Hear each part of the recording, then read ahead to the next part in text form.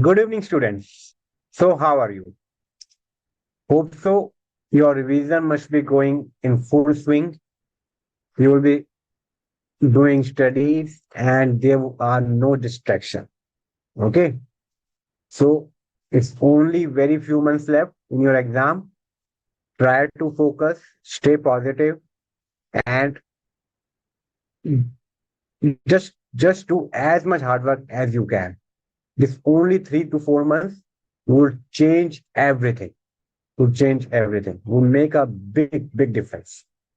Okay. So let's come to the topic. Uh, Today in our class, we'll do the revision of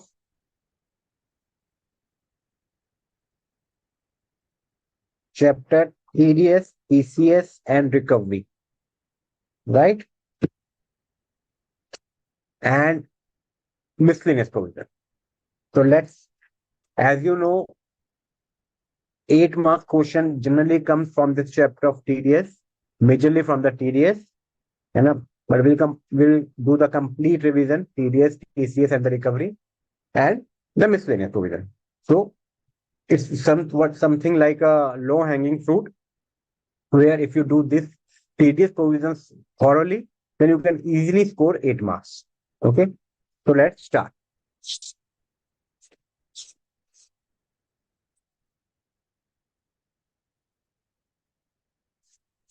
So first is section 190.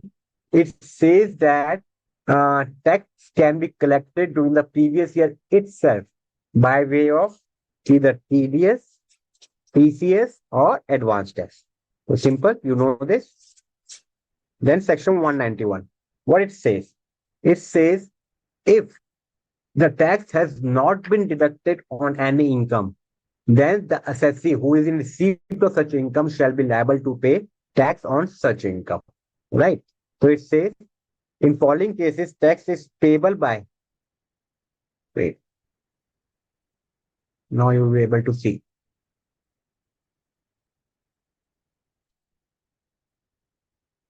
In following cases, tax is payable by the assessee directly.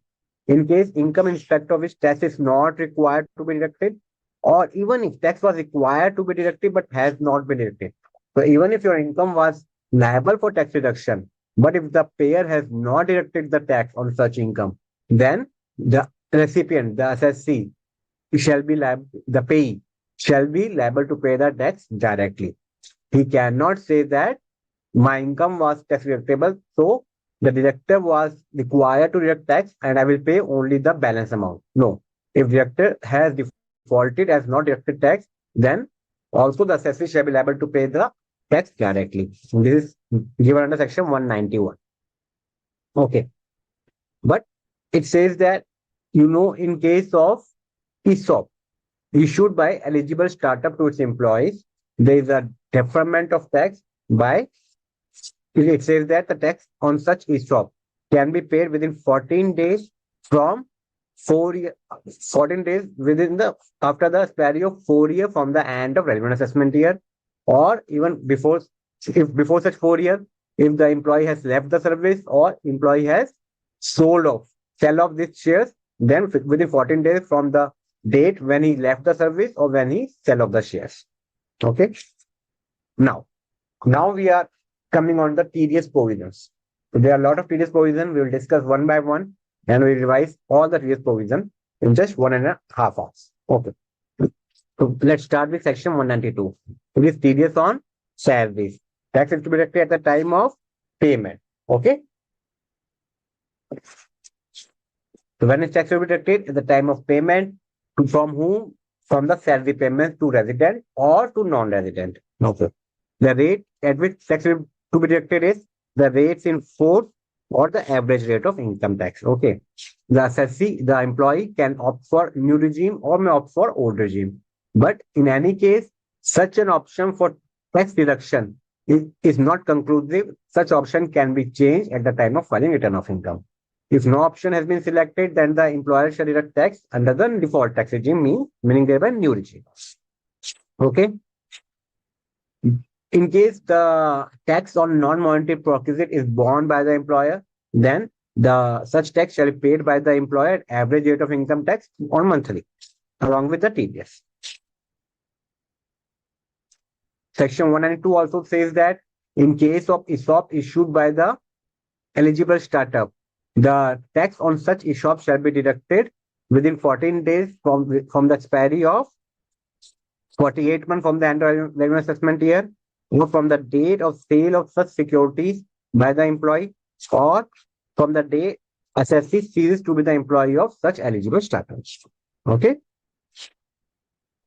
If assessee is employed by more than one employer, then assessee, say for first half he was employed by A Limited and for the second half he was employed by B Limited, then he can share his salary details to B Limited and the tax deducted thereon by A Limited to B Limited, and then B Limited shall be required to consider such salary and the TDS thereon while computing TDS on the salary paid by B Limited to the employee. The employee can also disclose any other income other than salary to its employer, and in such case, the employer shall consider such income and also the tax deducted thereon.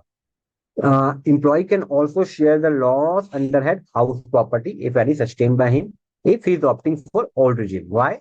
Because under new regime, income loss from house property is not allowed to be set off against any other head. Okay.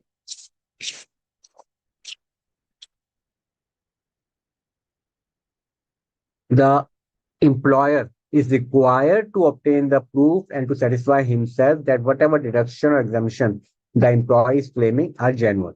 So as you know, while computing income under salary, there are some exemption deduction eligible to employee. Say HRA, house rent allowance, which is available if the employee is staying on a rented premises. Leave travel concession if employee has travel within India. And then deduction of interest under income from house property if you're opting for old regime. Then any other deduction, chapter 6A. Against all these deductions are available only under the old regime, right? But in these cases, if the employer is giving benefit to these exemption deduction while computing TDS, then he should take the evidence in support of these exemption deductions. Okay, there is a simple question. LL Limited paid leave travel facility to its employee and consider exemption under section 10(5), okay, based on a self-declaration furnished by the employee, who have exercised the option to opt out of new tax regime, of course. The AO held that company as an employer ought to have verified the genuineness of the claim of exemption by obtaining from them the proof of actual expenditure incurred by availing leave travel facility. So what the employer has done, he has given the exemption only on the basis of self-declaration. But the tax officer said that you should have taken at least proof of actual expenditure incurred. Okay. Now you have to tell whether the AO is right or wrong. So of course the AO is right. The company, the employer has, before giving such benefit, has to take at least the proof of incurring of expenditures. Okay. Then we shift to section 192A. It's a withdrawal from PF. You know, there are situations when withdrawal from provident fund is taxable. Say, if you have left if the employee has left the job before completing 5 years, for reasons within his control. In such case, whatever the amount he gets from the provident fund shall be taxable. And if the amount is taxable, then the provident fund of the trust is liable to deduct TDS under section 192A on such sum. The tax shall be deducted at the rate of 10% on payment basis. Okay, at the time of payment. However, there is a threshold of 50,000. So no tax is to be deducted up to 50,000. If the amount payable is more than 50,000, then only tax shall be deducted. So these are small, simple example. Mr. Sharma, an employee of ABC Limited, since 10/4 April 2021, resigned on 31st March 2026 and withdraw 60,000 being the balance in his employee provident fund account. Discuss with reason whether the provision of chapter 17B, TDS, are attracted, and if so, what is the net amount received by the employee. To say whether the tax is to be withheld on this amount or not. So tax shall be withheld since the amount is more than 50,000 and he has not some more than 5 years. So he will get only rupees 54,000 after deducting 10% of TDS. 193. So there are two sections, 193 and 194A. which are in respect of interest. Interest on the 193 is on interest on security, 194A is interest as the interest on securities. So let's start with interest on securities. What is the difference in these two sections? There are a lot of exemption given in these two sections on which the tax is not required to be withheld. In all the sections are quite straightforward. There are not much exemption. But here there are a lot of exemption given. You will see now. See, interest on security, section 193. Firstly, who shall deduct the TDS? Every person. What is threshold? 10,000. This is the amendment. Earlier there was no threshold. Now, no tax has to be deducted on interest on securities if the interest amount is up to rupees 10,000. Okay. The tax is deducted at the rate of 10% at the time of payment or credit, whichever is earlier. Okay. And whenever we say at the time of credit, it means credit to a suspense account as well, credit to any payable account. Okay. Now, exemption. Non-applicability of TDS under section 193. So no tax is deducted on national defense loan if such bonds or loans are held by individual. Okay. Or national development bonds, whether it held by individual or any person.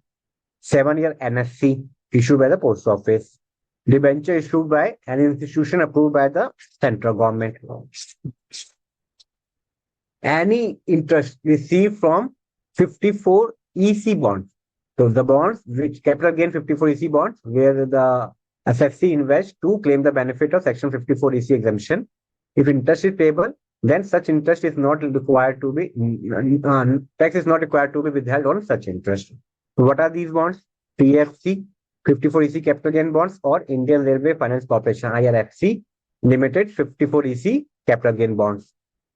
Then there are gold bonds if held by an individual and if the value of the bond so held is up to rupees 10,000, then no tax is to be withheld. Any security issued by the government, the central government or state government. So government security tax is not withheld except in following cases. Meaning in the following cases, tax shall be withheld, which is 8% saving taxable bond, 7.75% saving taxable bond, floating rate saving bonds, or any other notified securities. If the interest payable during the year exceeds rupees 10,000 during a financial year. Any interest payable to LIC, GIC is not liable to tax withholding. Any interest payable to a business trust by SPV on any security. Why? Because such interest is not taxable in the hands of business trust. Okay. So these were all the exemption of section 193. Now we are moving to section 194. It's a dividend. So there's a tax of 10% on dividend, which is to be deducted at the time of payment. Okay.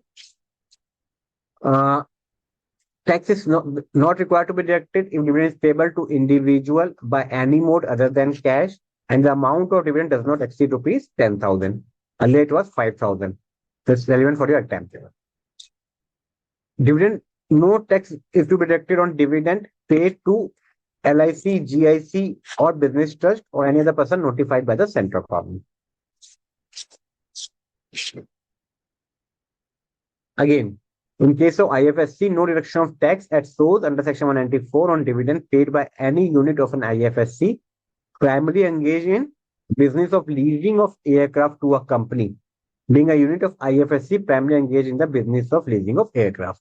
So on this case also dividend, no tax is withheld because this dividend is not taxable in the hands of recipient. So simple section. Now 194A. I told you it was interest other than interest on securities. Now, who is the deductor? Who is required to deduct the tax? In all earlier provisions, we saw that every person who is making the payment of the nature referred therein shall be required to withhold tax. But under 94A, individual or HUF are not required to withhold tax if they are making payment of interest or the interest on securities. They are required to withhold tax under this section only if their gross receipts exceed rupees 1 crore in the business or 50 lakh in the profession in the immediately preceding previous year. Okay. If their gross receipt does not exceed this threshold, then they are not required to deduct tax under section 194A even on payment of interest. Okay. The tax is deducted at the 10% at time of payment or credit, whichever is earlier. Okay. Now, in case of bank, what happened is that they charge memorandum interest to maintain to make their MIS every month, every fortnight, or whatever.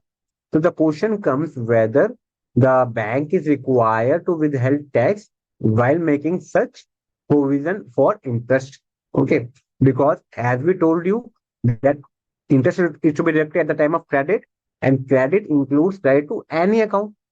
But in this case, it will be a very much difficult for the bank and also for the assessee, for the person who is holding deposit with the bank, because the interest has not actually become due to be payable to such an assessee. So if the tax has been deducted, then such person had to show his income, but this income has not yet been realized. Okay. So the CBDT exempted in such case, if in case of bank, if the interest is credited only to prepare MIS, then tax is not required to be deducted. At that time, tax shall be deducted on actual constructive payment of interest. The rate of TDS is 10%. Okay. Threshold. Non-applicability of TDS. So TDS is not applicable if the aggregate amount of interest paid during the financial year does not exceed rupees 10,000. So 10,000 threshold, but this threshold shall be 50,000 if interest is payable by a banking company or a cooperative bank or a post office under senior citizen savings scheme or Mahila Samman savings certificate. Okay. Also, if the in this case, if the interest is payable by to a senior citizen, then in case the limit shall be 1 lakh instead of 50,000. Okay.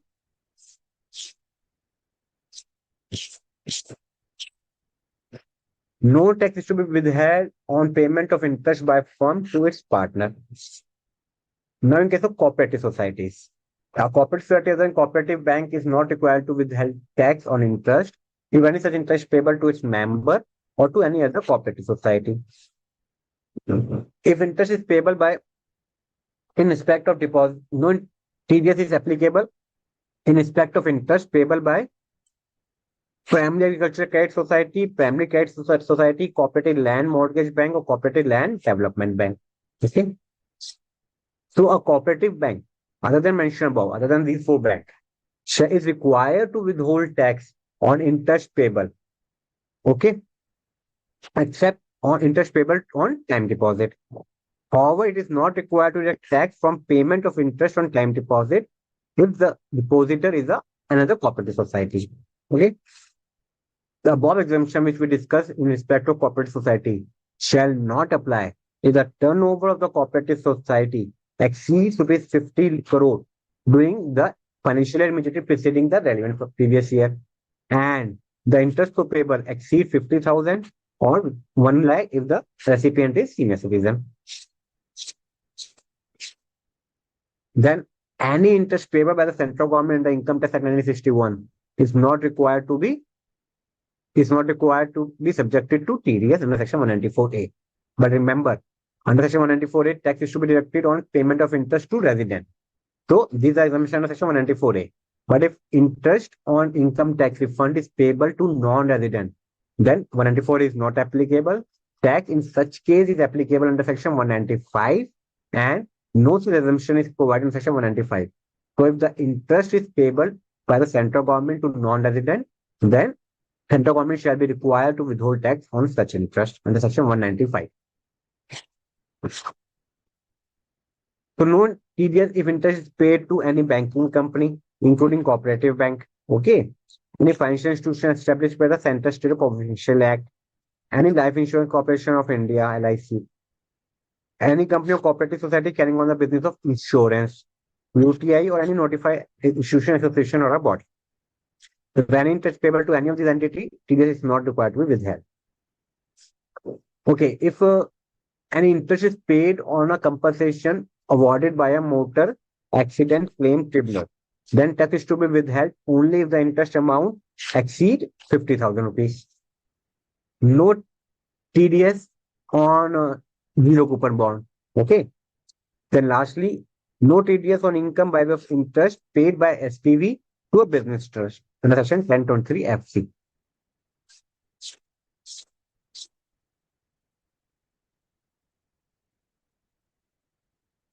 Okay, a issue came before the court. What happened is that the court asked for fixed deposit or deposits from the parties so that to save interest of the other party till the time the judgment is delivered. The question comes whether a tax is required to be withheld on such deposits made in the name of the registrar of the court. So the Honorable Delhi High Court held that Provision 194A do not apply to fixed deposit made in the name of Registrar General of the Court on the direction of the court during the pendency of proceeding before the court. Why? Because at that time, who is the beneficiary of such deposit is not known. It shall be known only after the judgment. Okay. So, in whose name the tax is to be withheld? So that's why the court had that tax is not required to be withheld in such case. Benefit is given to a member of scheduled tribe if they are residing in a specified area. Then any interest payment to such member residing in such areas is not is not subjected to TDS in section 194A. If any interest is accruing to minor child and if both the parents of such minor child have died, then tax on such interest shall be deducted in the name of minor child itself. If any amount deposited in capital gain account scheme and the depositor has expired, then the interest accruing to such deposit up to the date of death of depositor shall be deducted in the name of depositor, and any interest after such date shall be deducted in the name of legal. Okay.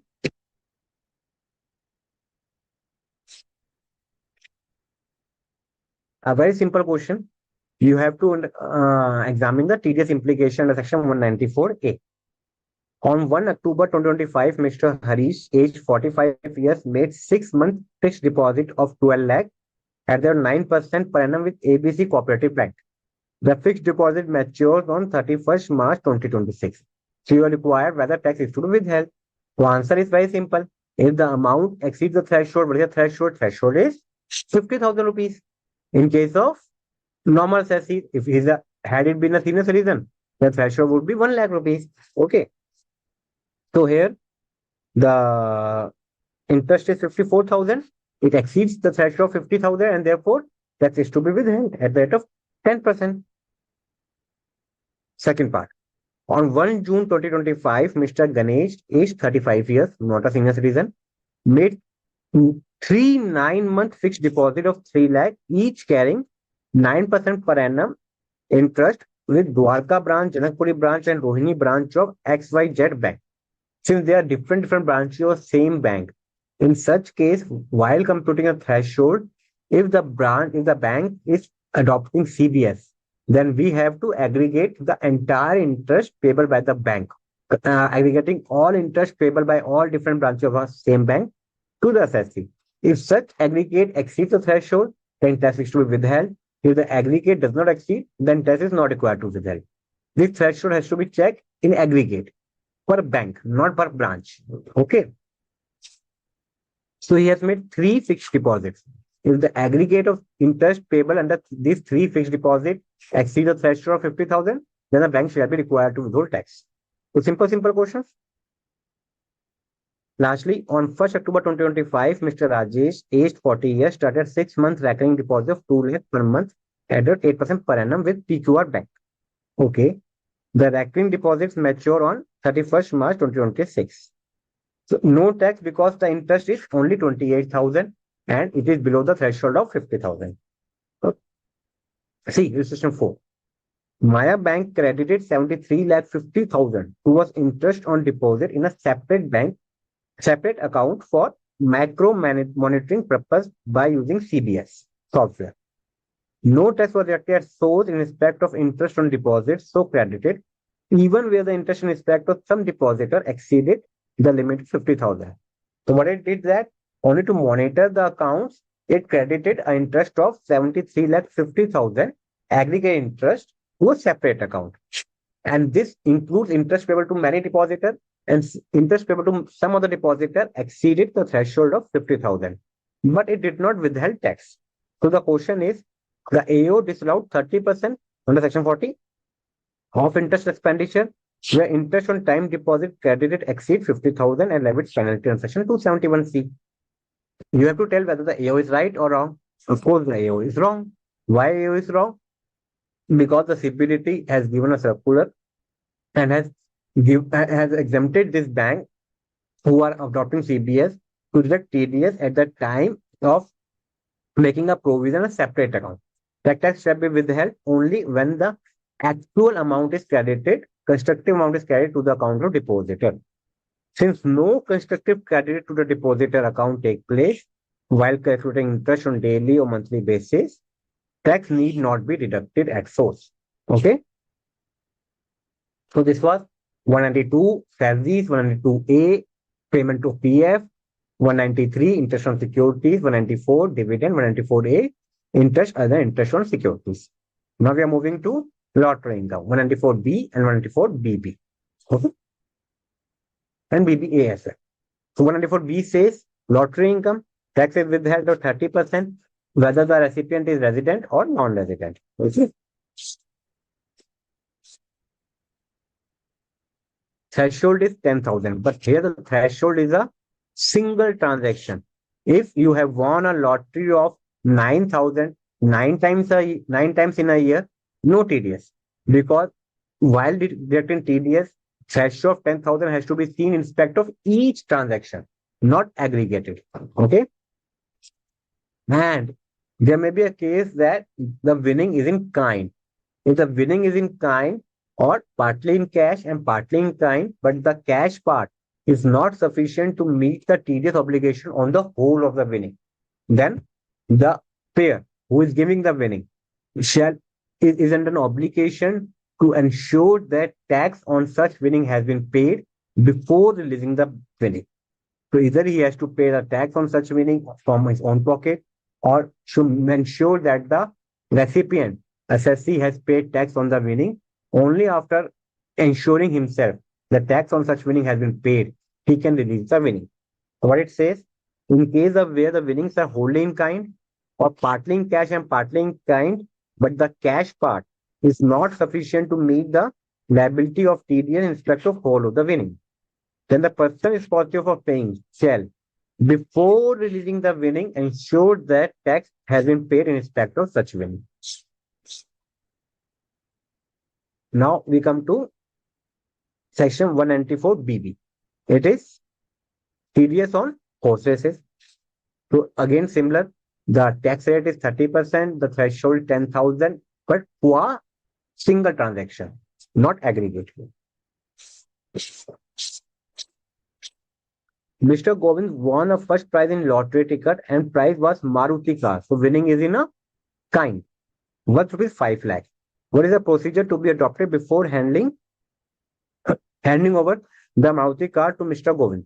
So this case was handled by, in the case of Hindustan Lever Limited, where it was held that if the winning is in kind, then the person responsible to pay shall release the winning only after ensuring himself that tax on such winning has been paid.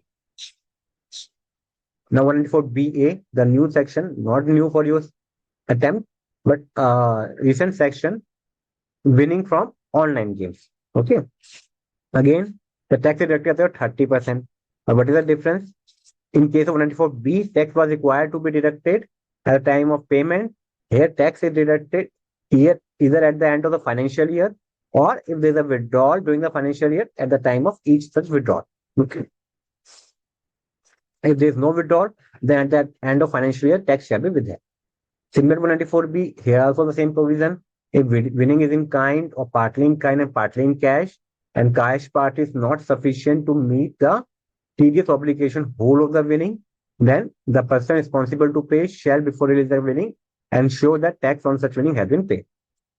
One very important difference is that in this case, tax is withheld on net winning, not on the gross amount. Okay. There, under section 194B, tax is withheld on the gross amount. So what is net winning? Net winning is nothing, is the closing balance plus amount withdrawn during the year minus the opening balance minus non-taxable deposit, any deposit made by you. So whatever you have earned during the year is the net winning in itself. So there's a formula A plus B minus B plus C. So A means aggregate amount withdrawn, B is the closing balance. Okay. And B is the opening balance, B is the aggregate amount of non-taxable deposit, and C is the opening balance. So the difference is the actual accretion in your account, your online gaming account on account of winning. Okay. Such accretion can also be on account of bonus if the bonus is eligible to be withdrawn. If there are multiple user account, then if the company, the online gaming company, allow the transfer from one account to another account, then such transfer shall not be treated as withdrawal or deposit, as the case may be. But if it doesn't allow, then every such account shall be treated as an individual. Bonus. If the law is very simple, if the bonus can be withdrawn, then it shall be treated as a winning, otherwise no. See what it says?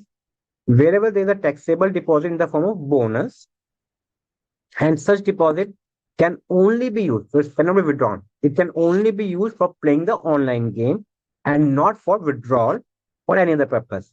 Such deposit shall be ignored while computing the net winning. However, where the bonus, whenever any bonus is not considered as part of net winning because it was not withdrawable, but subsequently the gaming company recharacterized it and allowed it to be withdrawn, then it shall be deemed as taxable deposit at time such recharacterization, and it shall be deemed that equivalent amount has been withdrawn, has been deposited in a user account at that time.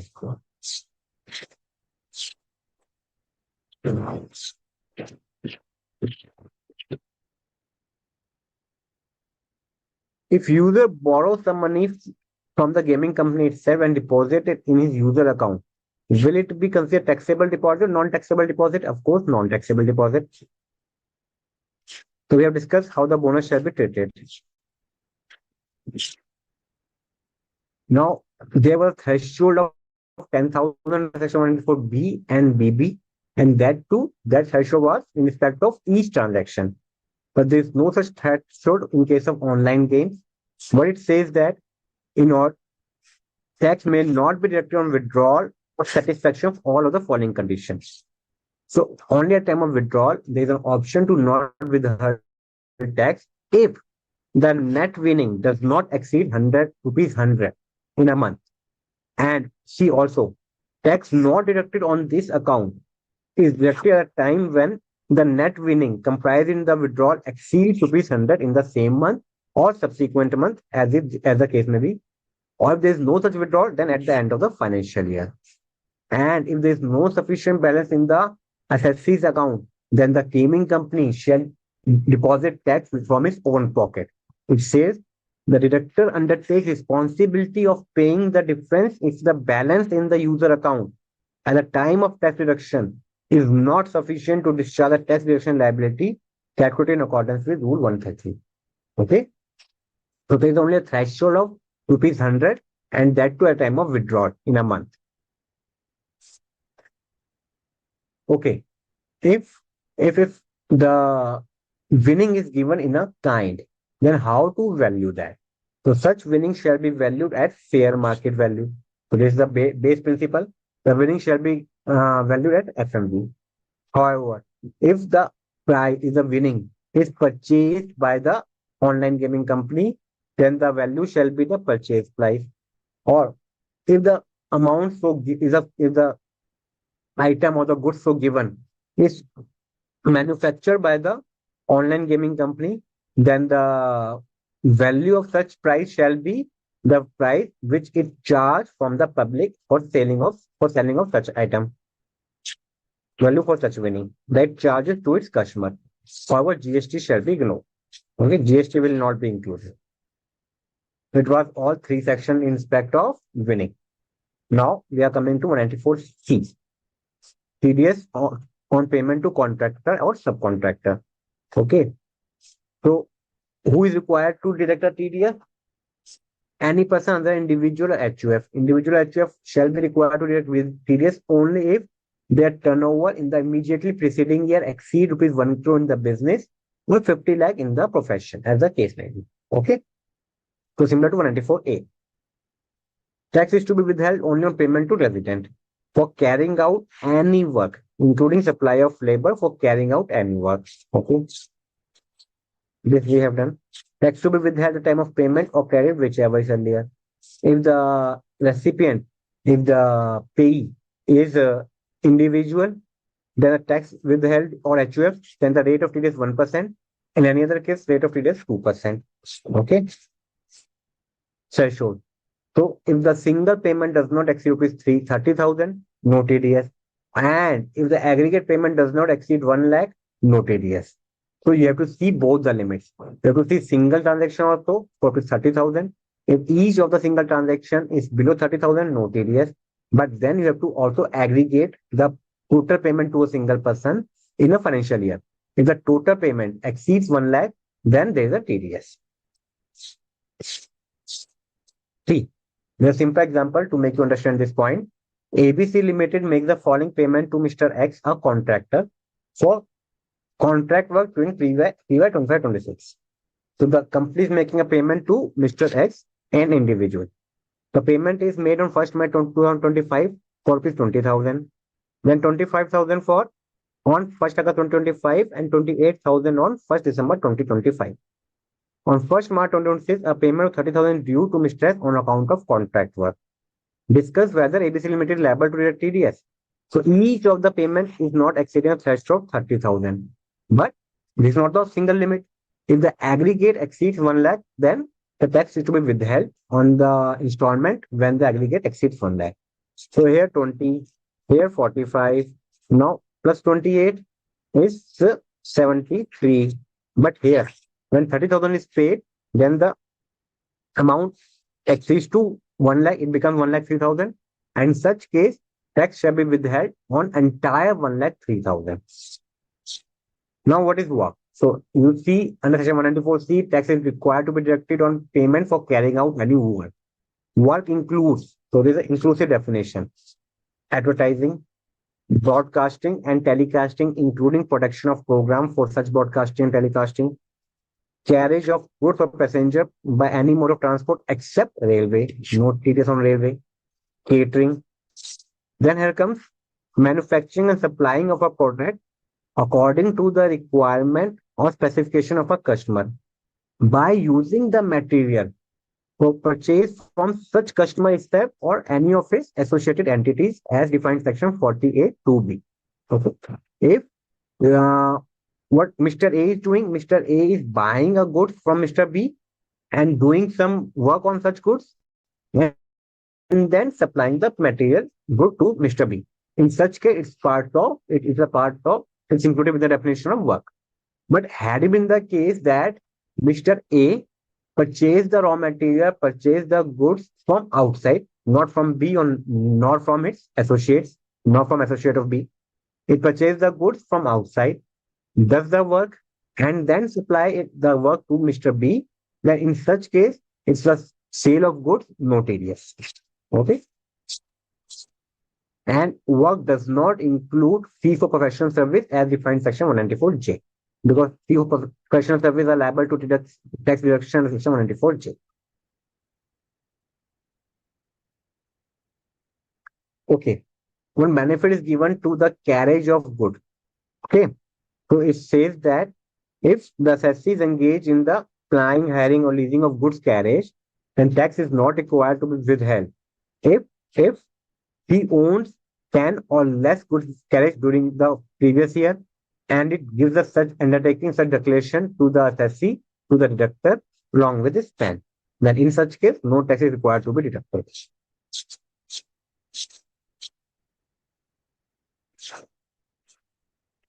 Okay, issue came before the CBDT is that deduction of tax at source on payment of gas transportation charges by purchaser of natural gas to the seller of gas. So what happens that one who is selling the natural gas, he enters into a contract for supply of natural gas to the buyer also. So in such case, if there is a contract for selling of natural gas along with the transportation of the natural gas to the factory of the buyer, and the ownership and the ownership of gas is transferred to the buyer simultaneously, then in substance it's a contract of sale of natural gas and therefore no TDS.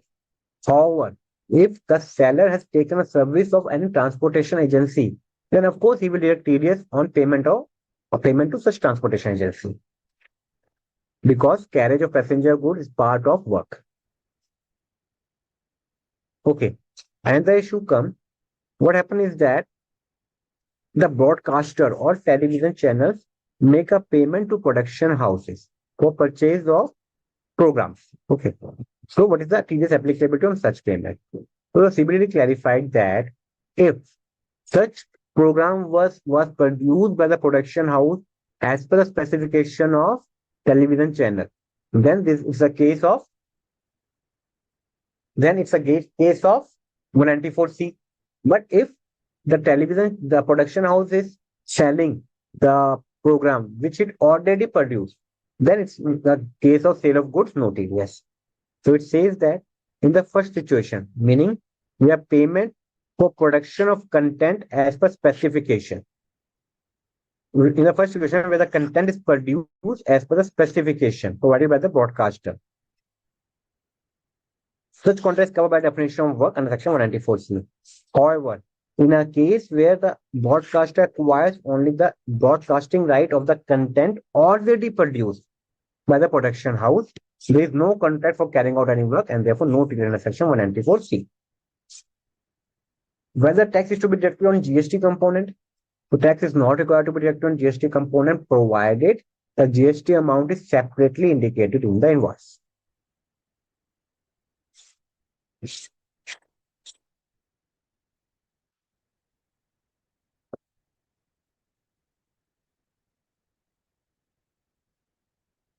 Okay. So now we are moving. These are simple examples. 194D. What it says? So there are three section 194D, G, and H in respect of commission. So 194D is insurance commission. So any commission is paid for soliciting or producing insurance business, procuring insurance business. The TDS rate is 2% for any person other than a company and 10% for domestic company. There is a threshold of rupees 20,000. Tax is to be deducted at the time of payment of credit, whichever is urgent. Threshold of 20,000. Okay. 194DA. What is that? This is tax on life insurance policy. So the maturity proceeds from life insurance policy are generally exempt under section 1010D. However, it is not exempt, meaning if you know there is a condition linked to the payment of premium vis-a-vis capital sum assured. If the policy is taken on or after 1/4/2003 and the premium amount exceeds 20%, then such maturity proceeds from such policy are not exempt. Similarly, if policy taken on or after 1/4/2012 and the premium amount exceeds 10% of the capital sum assured, then the maturity proceeds are not exempt in section 1010D. In such case, that is where the maturity proceeds are not exempt in section 1010D, then the insurance company is required to withhold tax at the rate of 2% on the amount of income, not the amount payable, on the amount of income computed thereon. What is the amount of income? The amount payable minus the premium paid by the insurer. The threshold, meaning there is no TDS if the amount payable is below 1 lakh.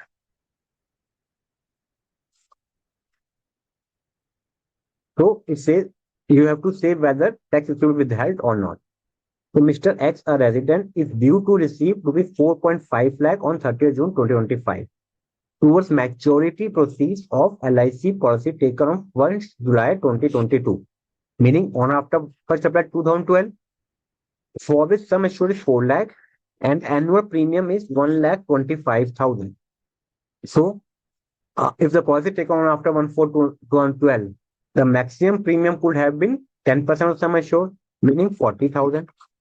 Here the premium is 1.25 lakh. So the maturity proceed from this process shall not be exempt. So the amount of 4.5 lakh shall be subject to TDS. But TDS shall be only on the income component at the rate of 2%. So 4.5 lakh minus the premium paid. The difference shall be subject to TDS of 2%. Okay. So the difference is only 75,000. This 75,000 shall be subjected to TDS of 2%. Second part is Mr. Y is due to receive 3,95,000 on 31st December 2025 on LIC policy taken on 1st January 2012. So it's taken before 1st April. So the threshold is 20%. So the sum assured is 3.5 lakh and the annual premium is 26,100. So against 3.5 lakh, the 20% comes to 70,000. However, the premium is only 26,100. The maturity proceed of the 3,95,000 shall be exempt and therefore no TDS. Why would be exempt under section 1010D? Hence, no tax is required to be deducted. Okay. Now, last part.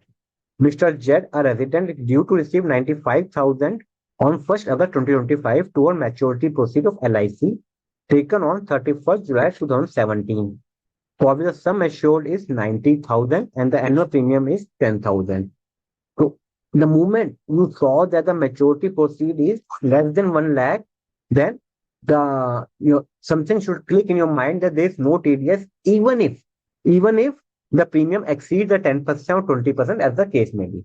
See, here the policy is taken on after 1st April 12. Therefore, the threshold is 10%. And therefore, here the premium is more than 10%. 10% of 90,000, 9,000. The premium is 10,000. And therefore, tax should have been deducted. But since the proceeds are less than 1 lakh, no tax shall be deducted. But these proceeds shall be taxable in the hands of recipient. Payment in respect of deposit under NSS, National Savings Scheme. Okay, 194EE. So tax is withheld at the rate of 10%, but no tax is withheld if the amount is less than rupees 2,500.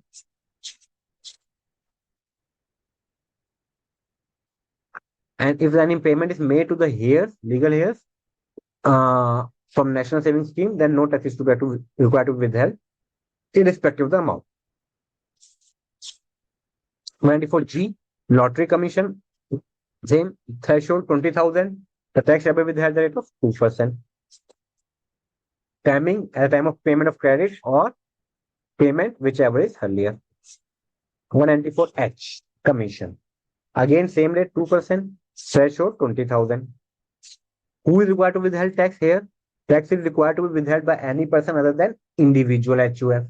However, individual HUF is required to withhold tax if their turnover in the business exceeds 1 crore in the preceding year or in the profession exceeds 50 lakh. Okay, same provisions.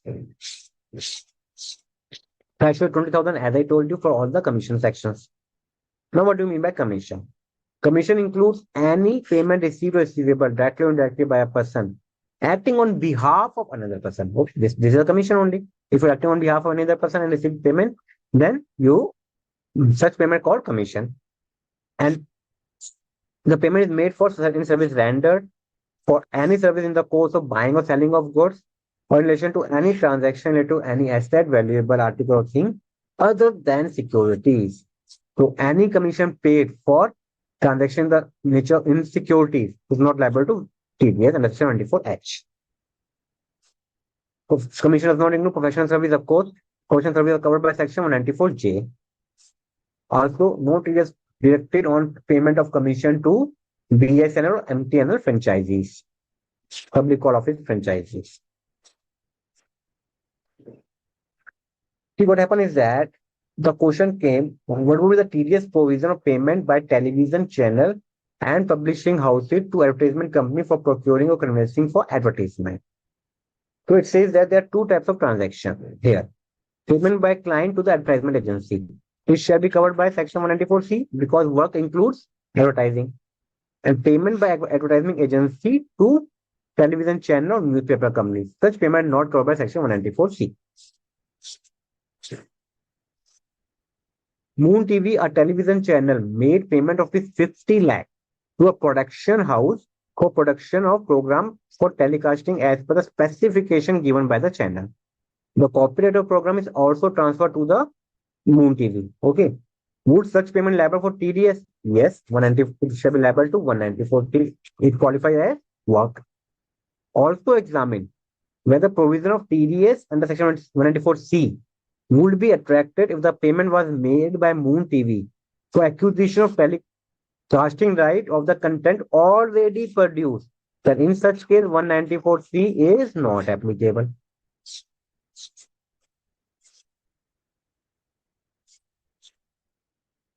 Now we are moving to from H, we are moving to I, 194I. It's for the line. Here also deductor is any person the individual and HUF. Individual HUF shall be covered if their turnover exceeds 1 crore 50 lakh in the business profession as the case may be in the preceding year. TDS rate is 2% if the rent is paid by respect of plant, machinery, or equipment, and 10% in respect of any other payment, including land or furniture. Okay. If the rent is paid directly to the REIT in respect of asset owned directly by it, then no TDS because such a rent is not taxable in the hands of REIT. Okay. Tax deducted at the time of payment or credit, whichever is earlier. Threshold is 50,000 per month. It's not 6 lakh, it's 50,000 per month. Now there are different circular in respect of rent. So essentially, what is rent? Rent is a payment for use of a space. And if the space is not used by the payer, but it is used by the payee and to provide the service, then the payment is not in the nature of rent.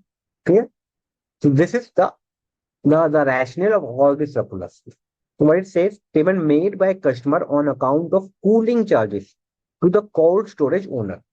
So if the cold storage owners stores your good and charges for the cooling charges, then such charges are not rent. You are not getting the earmark space. You are only getting a service, and therefore 194I is not applicable.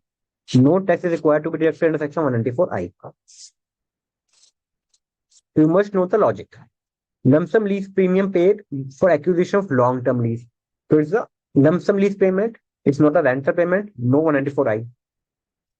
Similar remittance of PCF by airline to the airport. No 194I. 194I provision of section 194I shall not be applicable. Payment of lease rent or supplement lease rent made by lessee to a lessor being a unit located in IFSC. So it's not taxable. So no 194I.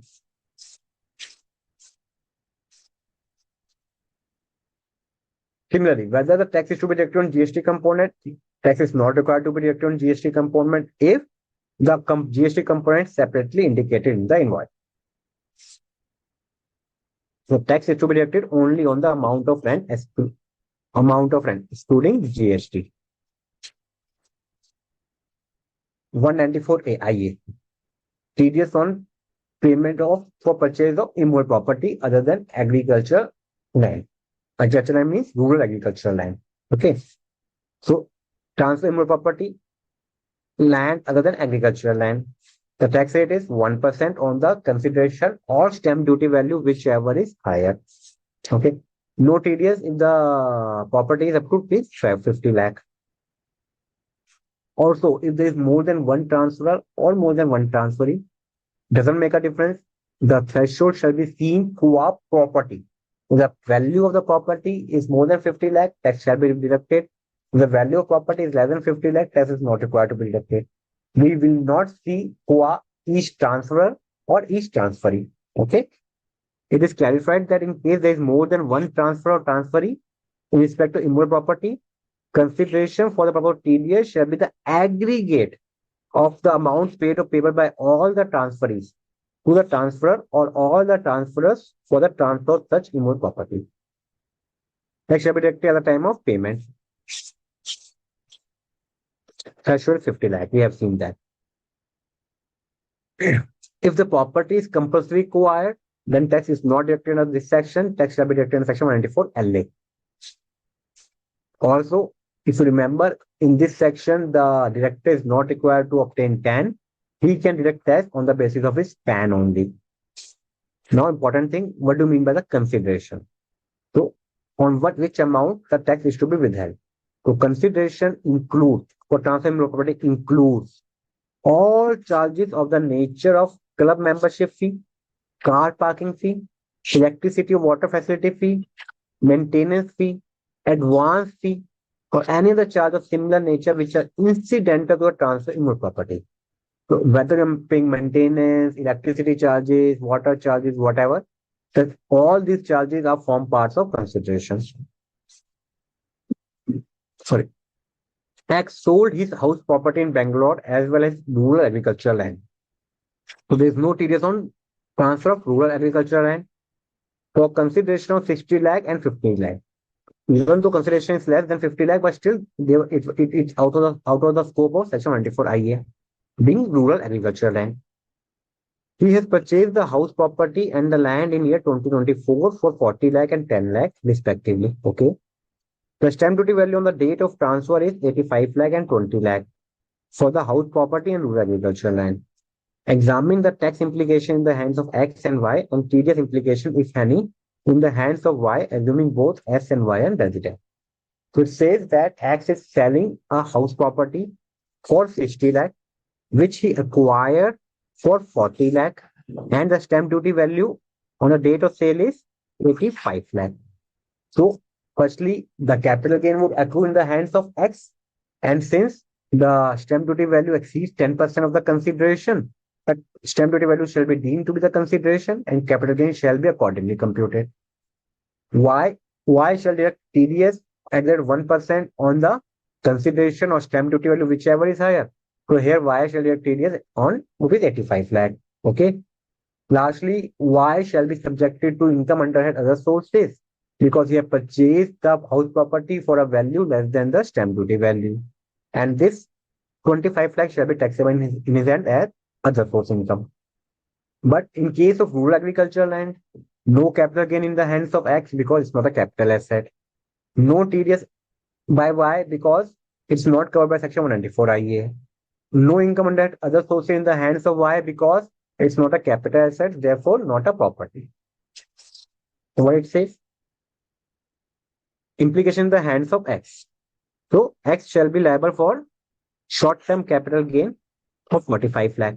85 minus 40. Okay. Rural agricultural land is not a capital asset, no gain. No taxable gain. In the hands of Y, he shall be liable under other sources in respect of house property for rupees 25 lakh. Okay. And no other source income in respect of rural agricultural land because it doesn't qualify as capital asset.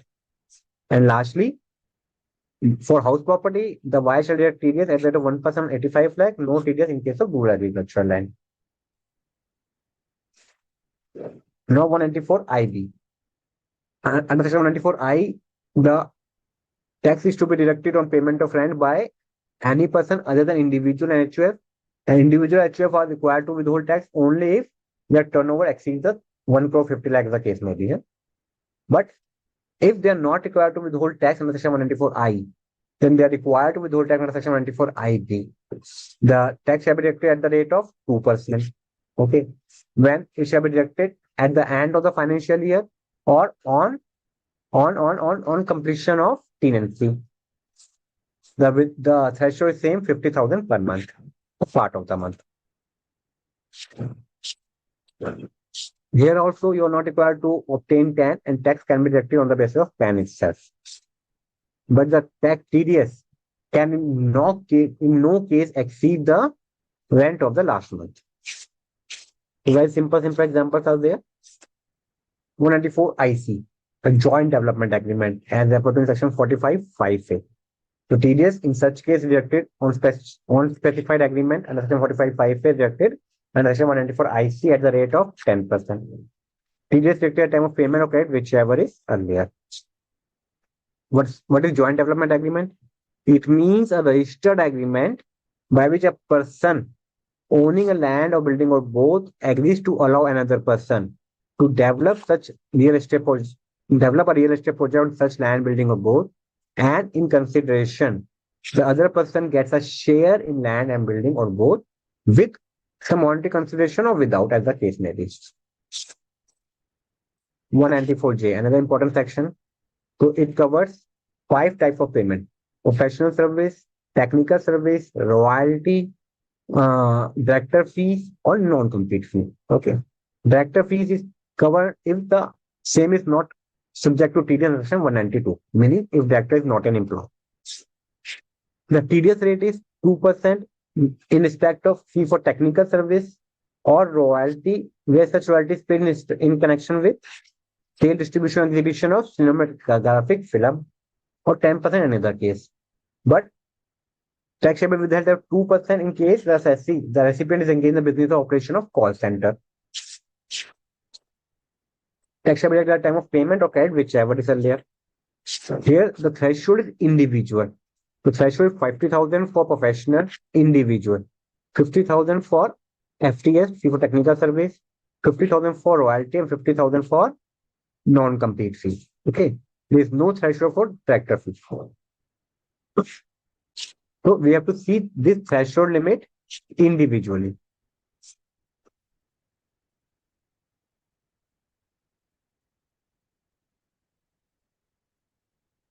A Limited makes a payment of 28,000 to Mr. Ganesh on 2 August 2025 towards fee for professional service, and another payment of 25,000 to him on the same date towards fee for technical service. So even if the aggregate exceeds 50,000, still no TDS, because this 50,000 is to be seen individually. So individually payment for professional service and individually for payment of technical service does not exceed 50,000, no TDS. Will not get attracted.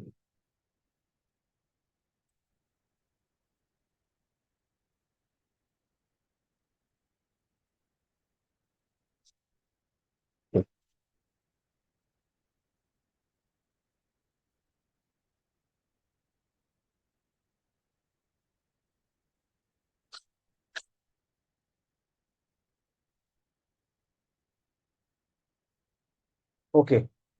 Here also, who is required to withhold TDS? Any person other than individual HUF. Individual HUF only if their turnover in the preceding year exceed 1 crore in the business or 150 lakh in the profession. And that too, in such case also they are required to withhold TDS only in case of payment of fee for professional service or fee for technical service.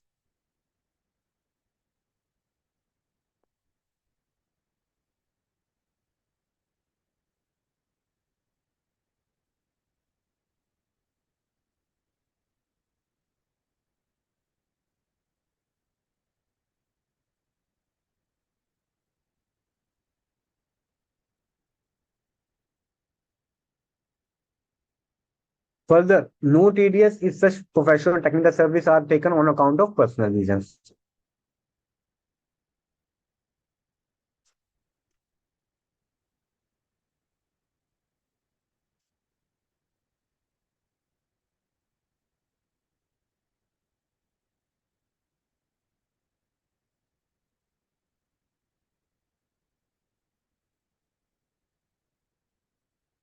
Now here comes what is the meaning of fee for professional service and fee for technical service. Just a minute.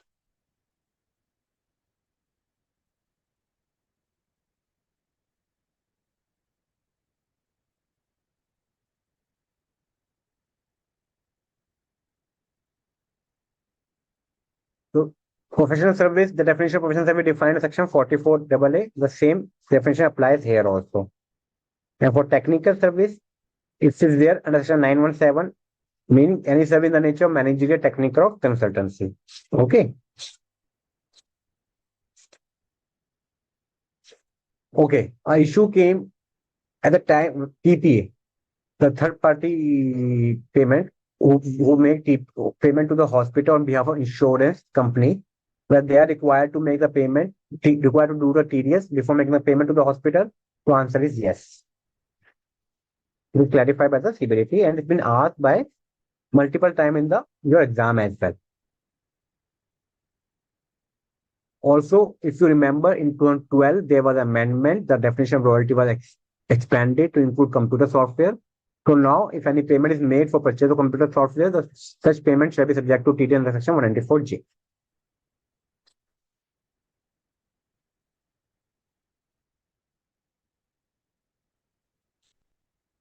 Now we are coming to section 194K. 194K says TDS on payment by the mutual fund. The tax is deducted at 10%, similar to dividend 24, and at the time of payment, tax has to be deducted.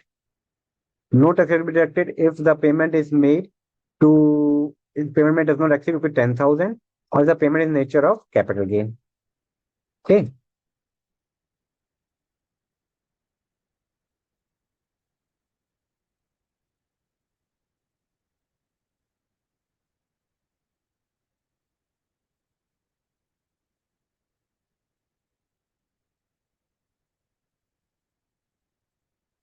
Wait a minute.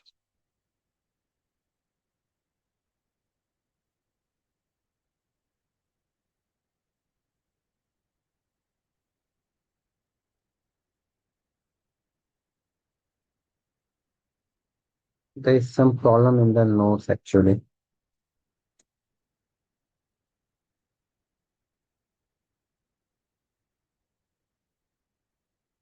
Now the next section is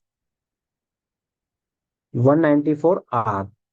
It's applicable when on any benefit or perquisite provided in the course of business or profession. Okay. So what we can do is that, yeah, it is done. Okay.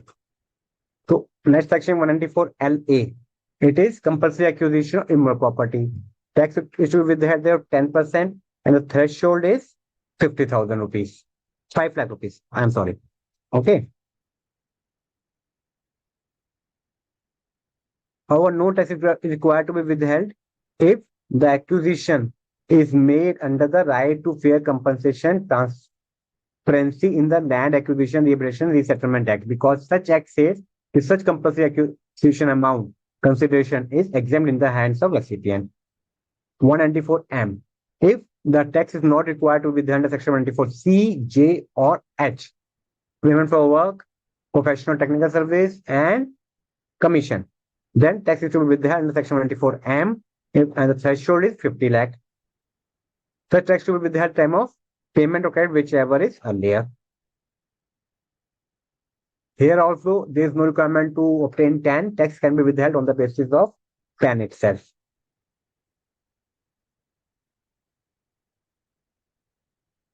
194N on cash withdrawal from the bank. The bank is required to withhold tax if the amount withdrawn during the previous year exceeds rupees 1 crore. Tax will be tax is required to be withheld at the rate of 2% of the amount withdrawn. Okay. However, where the withdrawal is made by the cooperative society, the threshold is 3 crore instead of 1 crore. Tax will be withheld, of course, at the time of payment. Okay.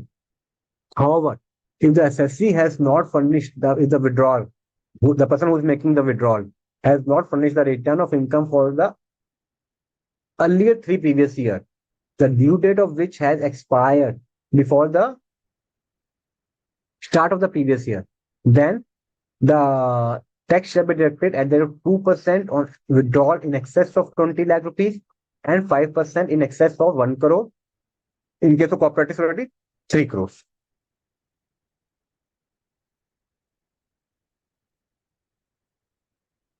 Under section 194N, no tax is to be withheld if any amount is withheld by any amount is withdrawn by the government, bank or cooperative bank, any business correspondent of a banking company or cooperative bank, okay, any white label ATM operator.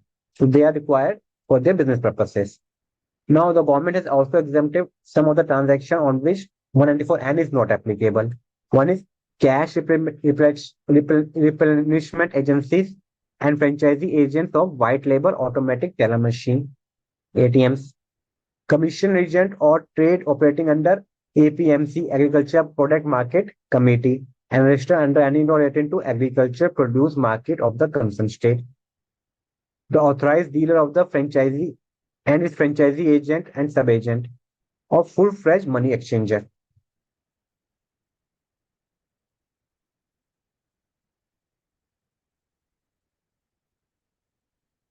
194O. TDS on payment by e-commerce operator to e-commerce participant by ECO to ECP. Okay. Tax will be withheld at the rate of 0.1% on any payment made to the e-commerce participant. Okay. Tax is deducted at the time of payment or credit, whichever is earlier. If any payment is made directly to the e-commerce participant, then it is deemed that the payment is made by the e-commerce operator to the e-commerce participant and tax is required to be withheld. Okay.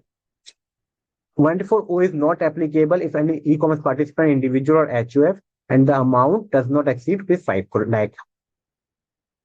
If tax is deducted under section 194O, then tax is not required to be deducted under any other section on such transaction. Now, CBDT has exempted some of the transaction from the purview of section 194O. So 194O is not applicable in respect of transaction in securities and commodity which are traded through recognized stock exchange. Okay. Or transaction in electricity or renewable energy certificates, energy saving certificate traded in the power exchanges.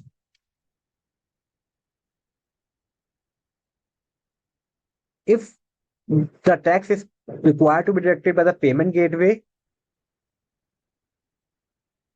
sorry, and the e-commerce operator, then if the tax is deducted by the e-commerce operator, then payment gateway are exempted from deducted tax on such transaction. Now, insurance companies, say online insurance company, Policy Bazaar like, so they are required to withhold tax only on the first premium and not on the subsequent premium if they are not involved in the subsequent premiums.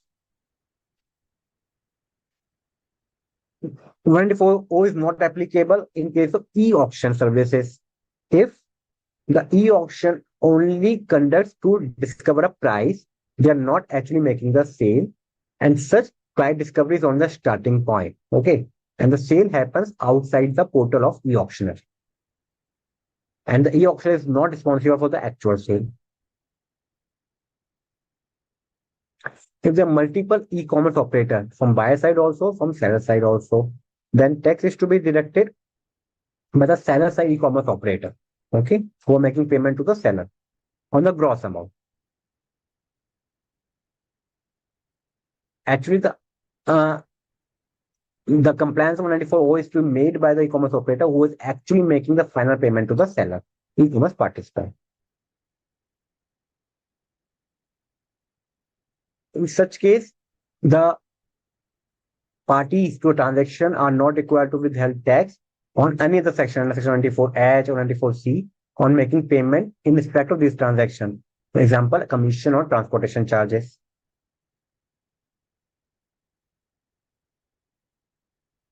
Tax is not required to be withheld on GST component, but if any payment is made in advance, then in such case, component would not have been shown separately in the invoice. In such case, therefore, the tax shall be withheld on the aggregated amount, on the entire amount of the advance, including of GST. If the money is returned in case of purchase return, then such return shall be adjusted in the subsequent purchases in the same financial year.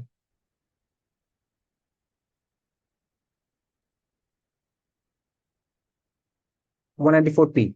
A small section of benefit given to specified senior citizen, meaning a senior citizen who is of the age of 75 years or more and who is a resident in India and who is driving a pension or an interest from the same bank in which the pension is receiving. Then he can ask the bank to deduct a tax under section 194P. And in such case, he is not required to furnish return of income under section 139(1). Okay.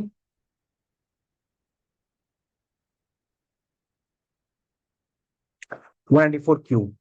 On purchase of goods for value of more than 50 lakh, the tax is to be withheld at the rate of 0.1%. Okay. On the value exceeding rupees 50 lakh, the tax will be withheld from payment or credit, whichever is earlier. Tax is not required to be deducted where the tax is deductible under any other provision of the Act, and tax is collectible under any other under the provision of Section 206C. Okay. Tax 194Q is applicable only if the goods are purchased from buyer whose total sales or gross receipts in the business carried on by him exceeds 10 crore in the preceding previous year. Similar to 194O, 194Q is also not applicable on transaction of securities or commodity in economic stock exchange or transaction of sale or purchase of electricity or energy renewable certificate in power exchanges. Similar to 194O, the tax is not required to be deducted on GST component. The same is separately shown. However, if payment is made in advance, then tax is deducted on the whole of the amount of the advance. If the goods are purchased from non-resident, 194Q is not applicable. If the income of the seller as a person is exempt, say seller is a person whose income is not taxable, say seller is a RBI, or someone whose entire income is not taxable, then 194Q is not applicable on purchase from such person. TDS is applicable on payment of credit, which I was earlier. So therefore, TDS is applicable on advance payment as well. If this is a first year of the buyer, then for a buyer to qualify, the turnover, it should have a turnover of more than 10 crore in the preceding year. If it's the first year, it's a year of incorporation, then there is no TDS on purchase in this year from this buyer. While computing the turnover of 10 crore in case of buyer, the only turnover from business is to be considered. Turnover from non-business is not considered as under Section 194Q to define the buyer. Okay. It says that if there is a interplay of Section 194O and 194Q, if tax will be deducted on a transaction under Section 194O, then transaction shall not be subjected to 194Q. If tax is required to be deducted under both the sections, then tax shall be deducted in Section 194O and not 194Q.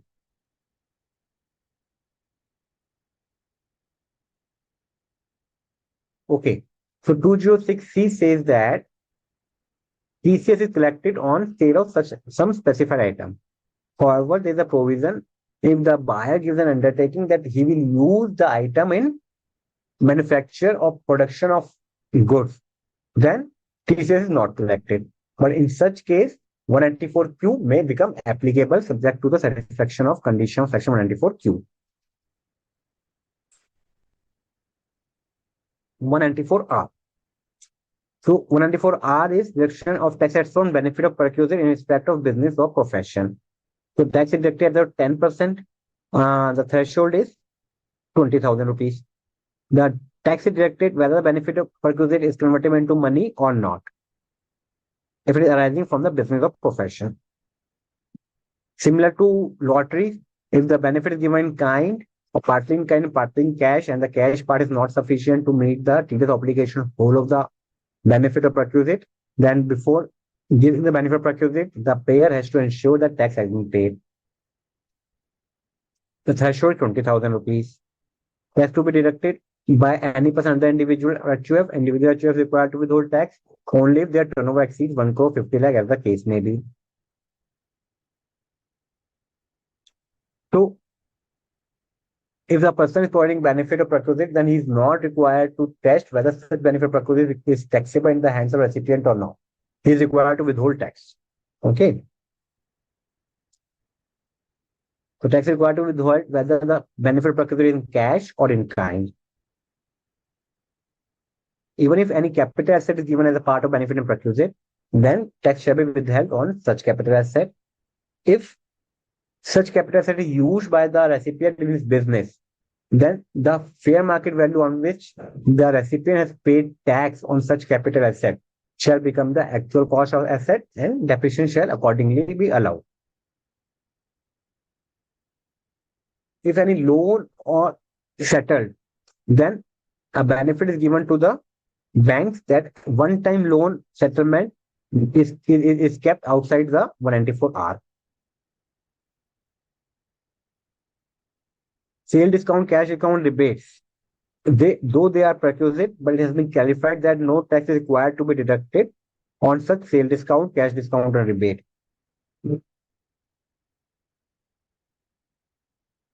These sections are quite important from your exam point of view. Similar to what we discussed, that in 194 BBA, online gaming, if the benefit is purchased by the payer, then the value of such benefit shall be purchased by.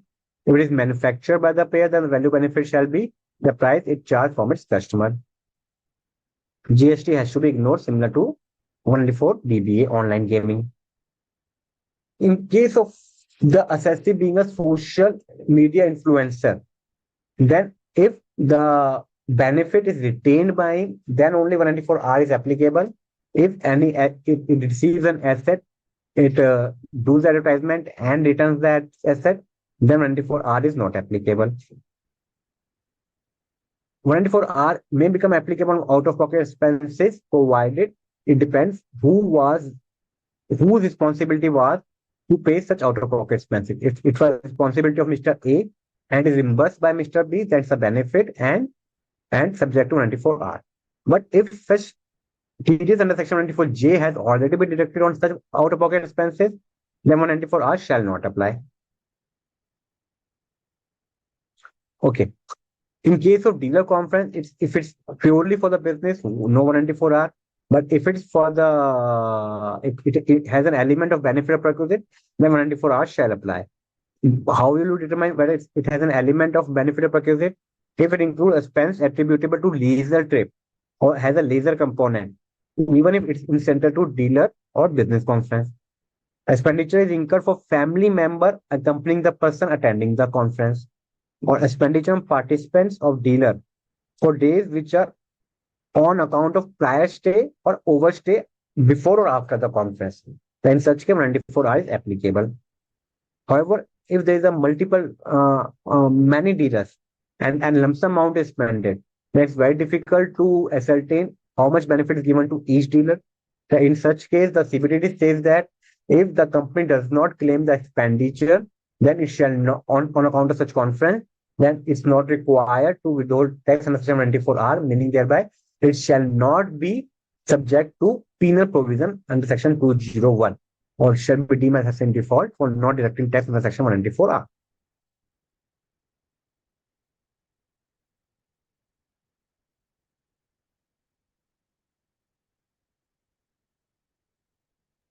Okay. So question comes whether 194R is applicable on issue of bonus or right share. So simply clarified that 194 is not applicable on issue of bonus or right share if they are issued to all the shareholders or all the shareholders are eligible to purchase the right shares. 194T. Any payment made by a firm to its partner. Tax shall be deducted at the rate of 10%. Tax shall be deducted at time of payment or credit, whichever is earlier, and threshold of similar to 194R, 20,000 rupees. Okay. So if income is net of tax, then while computing the income, you have to gross it up.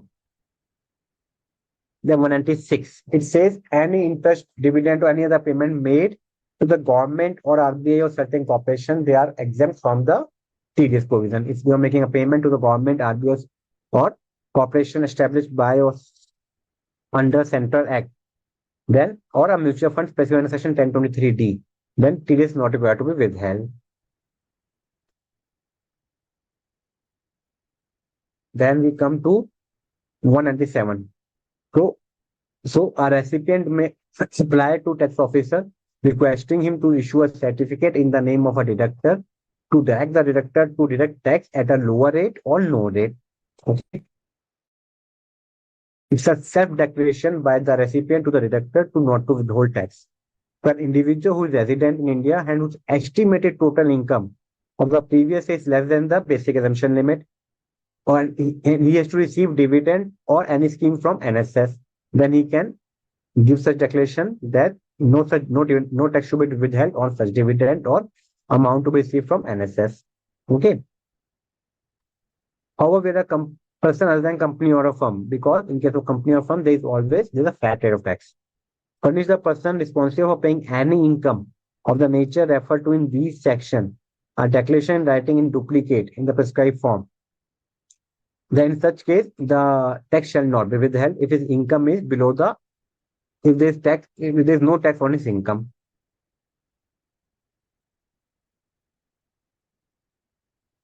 This is what we call Form 15G or 50H, which is furnished by the senior citizens.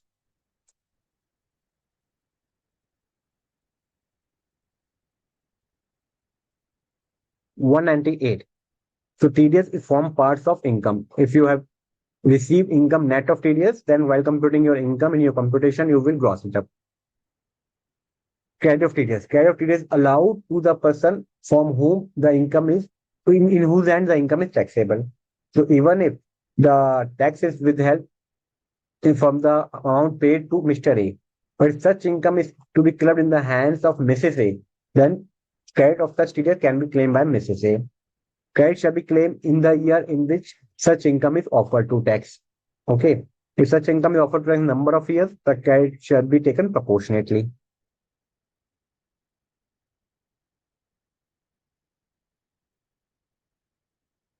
Then default. If what is the consequence of failure to deduct the tax?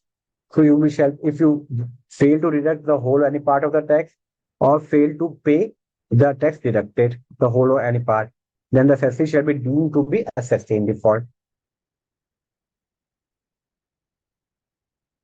However, he shall not be deemed to be assessed in default if the recipient has furnished return of income under Section 139, has taken such income, such payment in his return of income, and has paid the tax on such, on the income computed in the return of income. And a certificate has been issued to the payer in this regard. In addition to being held as assessed in default, interest shall also be charged. Interest shall be charged at the rate of 1% for every month or part of the month on the amount on which tax has not been deducted or shortly deducted. From the date tax was deductible to a date tax has been deducted. And the higher interest of 1.5% for every month or part of the month shall be charged if the tax has been deducted but not paid from the date of deduction to the date of payment.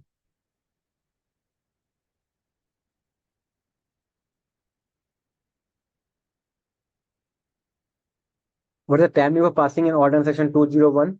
The order shall be passed at any time, shall not be passed at any time after the expiry of 6 years from the end of financial year in which payment is made or credit is given, or 2 years from the end of financial year in which correction statement is delivered, revised statement is delivered, whichever is later. Such time limit is given for failure to deduct whole or any part of tax and not for payment. Section 201 contemplates three types of default: does not deduct, does not pay, after deducting, fail to pay. The default contemplated in 2 is covered by the default contemplated in 3. However, time limit is been specified only for passing order into default contemplated in 1. So these timelines are only for deduction, failure to deduction, not for failure to payment. There is no time limit for payment.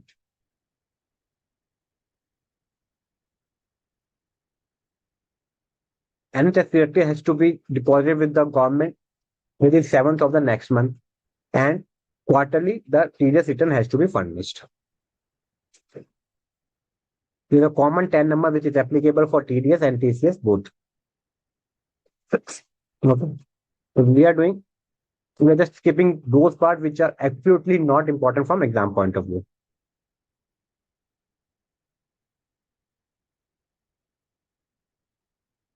So if the payee directly does not furnish his PAN, then tax is deducted at a rate prescribed or rate in force or 20%, whichever is higher. So in case of 20% is 5% if the tax is to be deducted under section 194O or 194Q. Okay. If PAN is not furnished, Form 15G, 15H is not valid.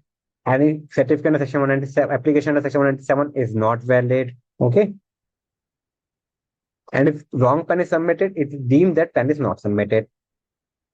However, this higher TDS is not applicable if tax to be deducted under section 194 LC on payment of interest to non-resident or a foreign company. Also, in case of non-resident, higher TDS is not applicable for non-providing PAN if the recipient provides name, email, and contact number and its address in the country in which he is resident, a tax resident certificate has been residency, and any tax identification number in such country. So this completes our TDS.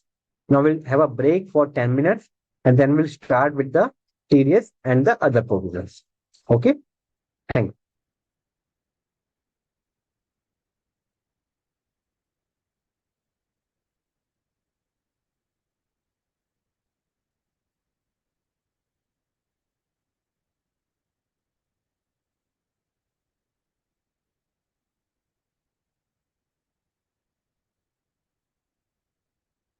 Sir, break starts.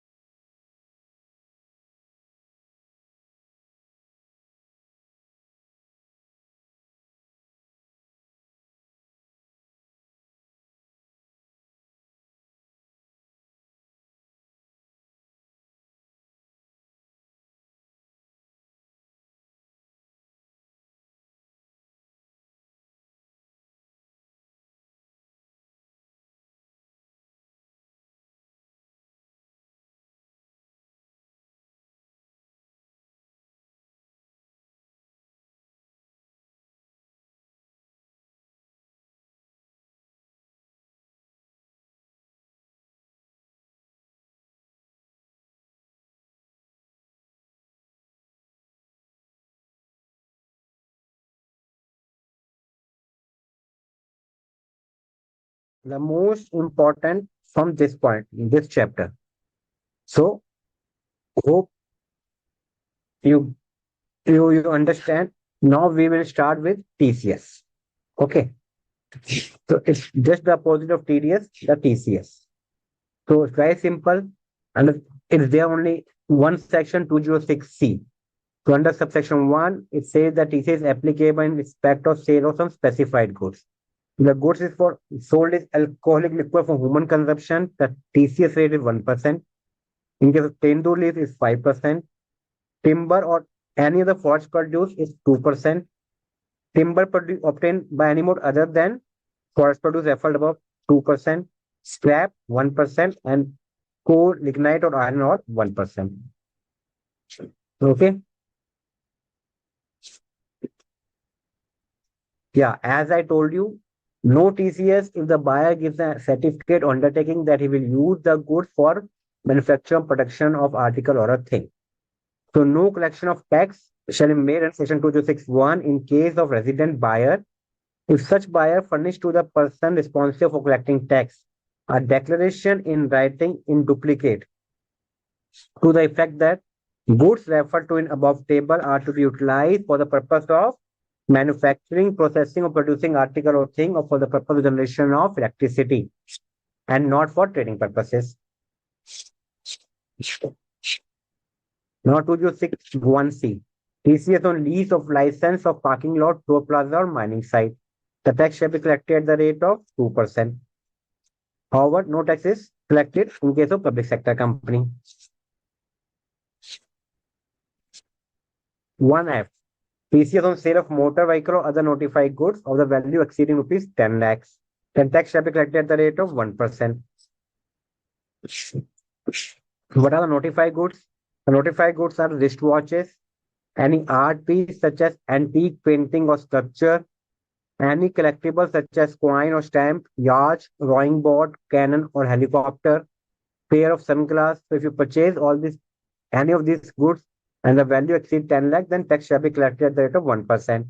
Any bag such as handbag or purse, any pair of shoes, any sportswear or equipment such as golf kits, tie wear, any home theater system, any horse for horse racing in race club, and a horse for polo.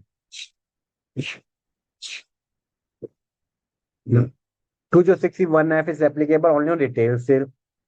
So it's not applicable if the manufacturer sell the goods to dealers. TCS is applicable whether a luxury car or second-hand car, as the case may be, provided the value exceeds 10 lakh rupees. The 10 lakh is to be seen for each car, each motor vehicle, and not an aggregate. Whether payment made in cash or partly in cash, partly through check doesn't make a difference. Tax is to be withheld on the sale consideration if the value exceeds rupees 10 lakh. Who is the buyer? For 2061 means the person who buys any goods. Okay. But it does not include a public sector company, government, or any foreign state, means embassy, high commission, commission legation, or trade representation of foreign state. Or a buy and trade sale of such good if the goods are purchased by him for his personal purposes. 1F. For 1F, the buyer means any person who obtains in any good any obtains goods in any sale of the nature specified in but does not include similar to as we discussed above. Seller includes any person except the individual. Individual shall also be covered if their turnover exceeds 1 crore 5 lakh, as the case may be. Now, what do you mean by waste? Waste means scrap. What do you mean by scrap? Scrap means waste from the manufacture or mechanical working of material which is definitely not usable as such because of breakage, cutting up, wear, and other reasons. Okay. Now we move to most important section 1G for TCS. In 1G, there are two clauses A and B. The A is remittance of money under the liberalized remittance scheme. So authorized dealers shall collect the tax. And B is for purchase of overseas tour package program. And tax is to be withheld as under. In case of overseas two package program, if the payment is up to 10 lakh, then tax is withheld at the rate of 5%, and for amount exceeding 10 lakh, 20%. In case of LRS, if the payment is made for education purposes and the amount is remitted out of the loan obtained from financial institution reference section 80E, then no TCS. If amount is remitted for education medical purposes except out of the loan, then TCS is 5% on amount exceeding 10 lakh. In any other case, TCS is 20% on amount exceeding 10 lakh. No tax is to be collected in respect of sum where which has been subject to collection. No tax TCS by authorized dealer on account in respect of which sum has been collected by the seller. No TCS if tax has been deducted.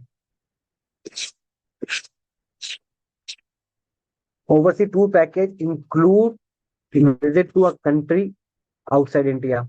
It includes expense on travel or hotel, stay or boarding or lodging or any combination. This 10 lakh threshold has to be seen in aggregate in respect of LRS. So if you're making a payment of remittance of towards education, towards medical, for any other purpose, then all this remittance shall be aggregated to see the threshold of 10 lakh. Okay.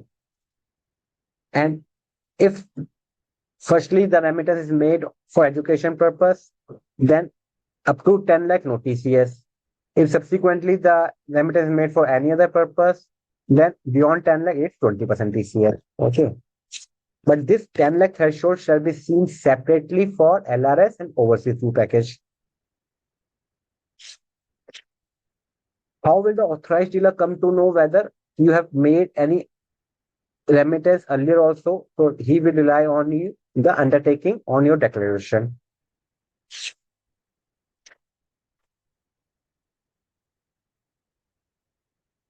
If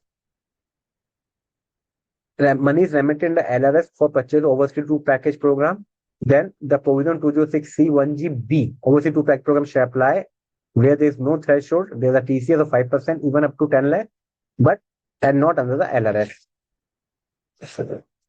Now, if you see there is a difference in the TCS rates depending upon the reason for which amount is remitted.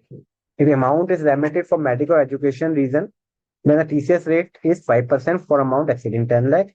Otherwise, it's 20% exceeding 10 lakh. Now, what is included in the medical? So it says that the medical includes remittance for purchase of ticket of person to be treated medically overseas, his medical expenses, and other day-to-day expenses.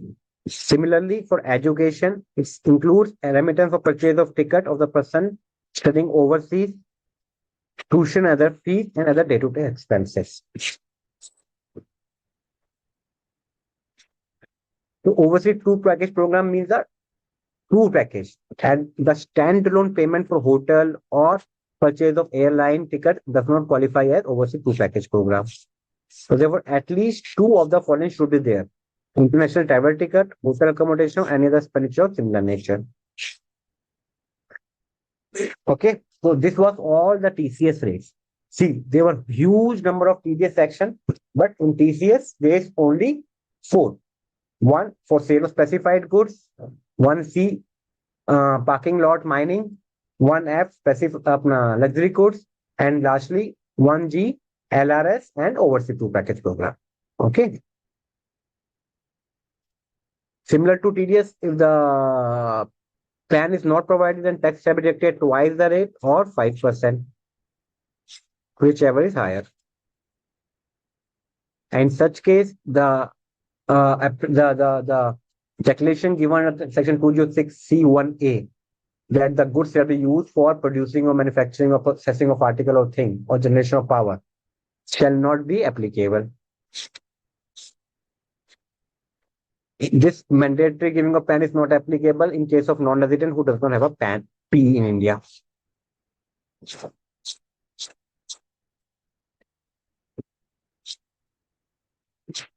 Similar to TDS, TCS return is also furnished and trade of TCS is also allowed. This is all similar to the TCS, TDS. If there is a The person who has collected TCS shall issue a TCS certificate. Okay. If he failed to collect the TCS, similar to section 201, the similar provisions are there that he shall be deemed to be assessed in default and interest shall be levied.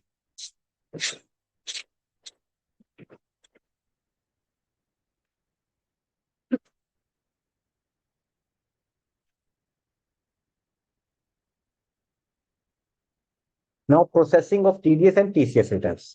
This is important. So, TDS TCS returns are processed automatically without any human intervention, and following things are rectified. What? Any arithmetical error in the statement, an incorrect claim or apparent from any information in the statement, or on the basis of any entry in the statement of an item which is inconsistent with another item or the same or some other item in respect of rate of deduction or collection of tax where such rate is not in accordance with the provision of the Act. If there is a delay in furnishing a TDS TCS statement, there is a fees of 200 per day. Such fee has to be paid at the time of filing of TDS or TCS statement. Okay, so this completes our TCS as well. Now we are moving to advance payment of tax. Any assessee whose tax liability exceeds 10,000 is required to pay the tax in advance. Okay, this is given in section 208. However, in case of a senior citizen who does not have any income on PGBP, they are not required to pay the advance tax. If the advance tax is not paid, then what happens? Then interest under section 234B and 234C is levied. Okay. So it says, in case of senior citizen who have passive source of income like interest, rent, etc., the requirement of payment advance tax causes genuine hardship. Therefore, in order to reduce the compliance burden on such senior citizen, from payment advance tax has been provided that exemption from payment advance has been provided to resident individual not having income under the head PGBP of the age of 60 years or more. So, a senior citizen does not have an income PGBP is not required to pay advance tax, and in such case, 234B and C shall not be levied. The advance tax has to be computed by the assessee himself and paid on his own. However, AO may also, on the basis of earlier assessment or the return of income already furnished, may direct the assessee to pay the advance tax. But even in that case, if the assessee feels that advance tax is not required as per the current year income, then he is not required to pay. What the section 210 says that in case of a person who has already been assessed, the AO, if his opinion that he is liable to pay advance tax, can serve an order upon under section 210 requiring the assessee to pay the advance tax. However, if after such order, on the basis of which the AO has computed the advance tax, if after such order the assessee has furnished return of income, and then the advance tax shall be computed on the basis of such return of income.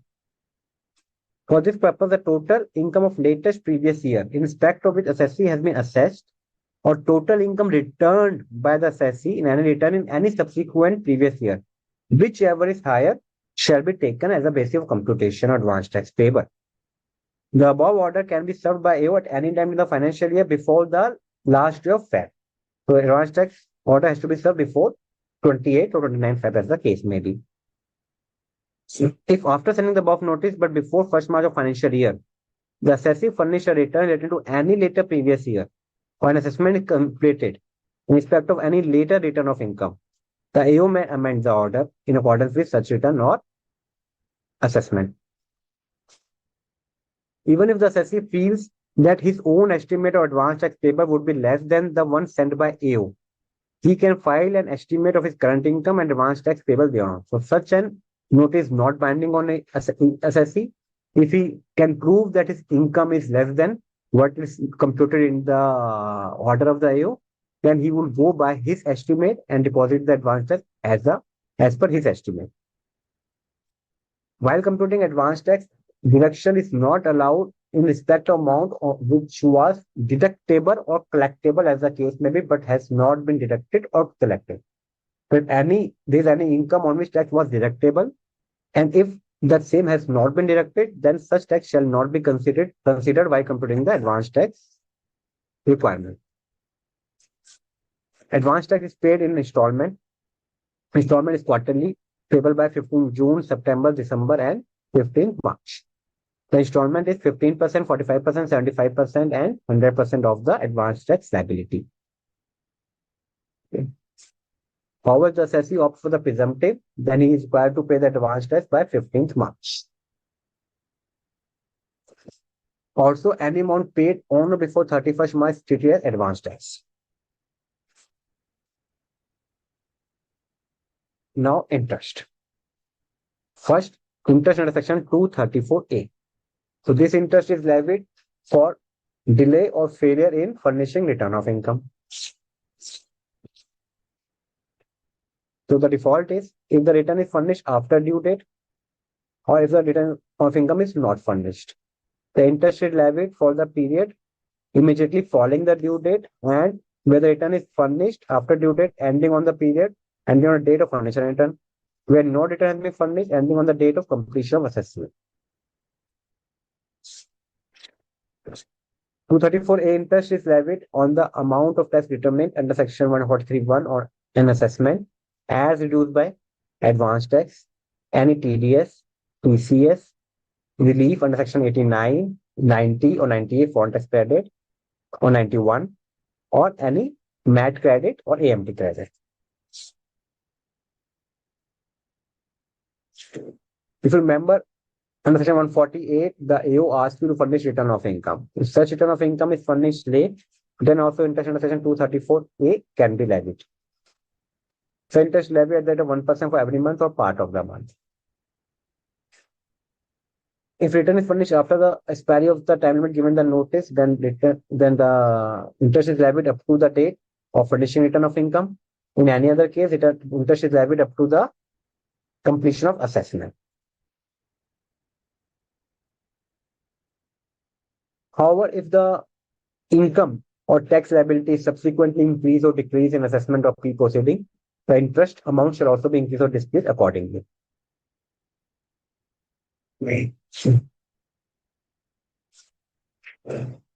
If any self-assessment tax is paid on or before the due date of return of income, then such self-assessment tax is also allowed to be deducted while computing the amount on which interest is to be paid under section 234A. 234B. Interest for non-payment or short payment of advance tax. It is levied at the same rate, 1% for per month or part of the month. It is levied from first day of the assessment year. Okay. First day of the assessment year. Up to where the regular assessment is made, date of determination of income under 143(1) or date of assessment. Okay. Amount on which interest payable in 234B is the assessed tax, and or if there is no advance tax payment or there is any advancement payment, then the advance tax in excess of the advance tax so.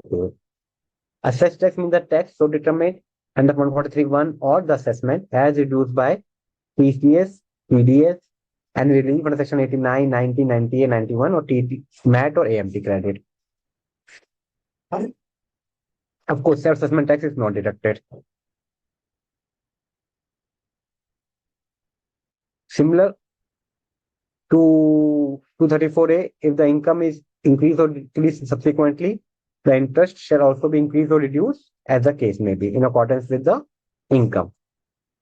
234C.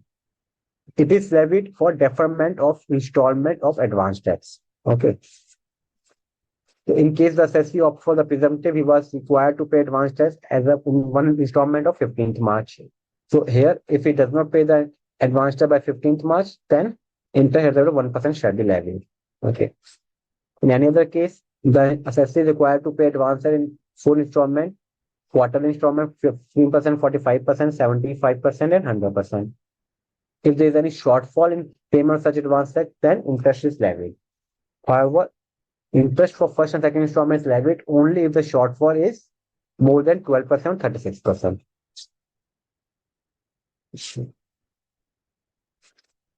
234C is not applicable where the shortfall is on account of capital gain, lottery income, PGBP, if the PGP arises for the first time or dividend income.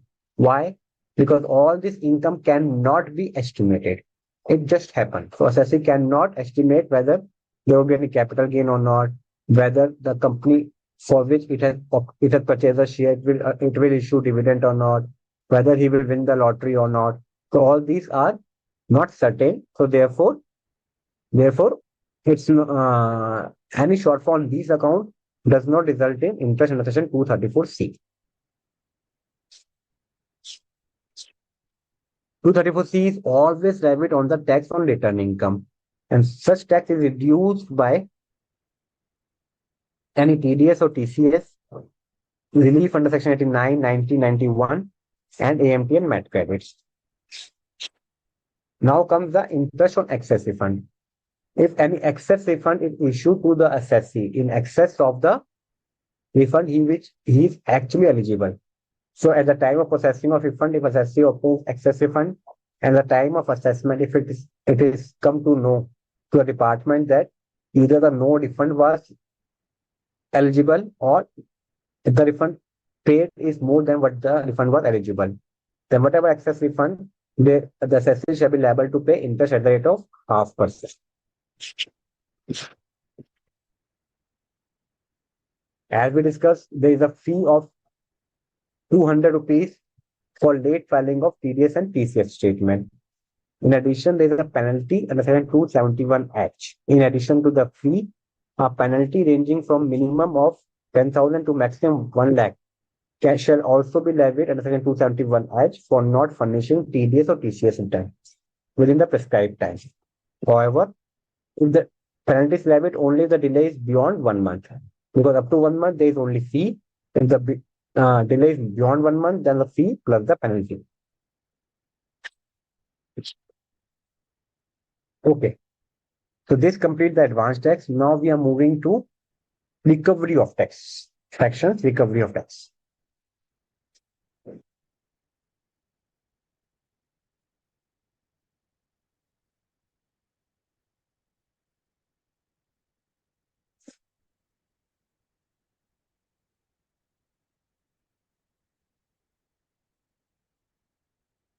It's 220. It's a interest for assessee in default.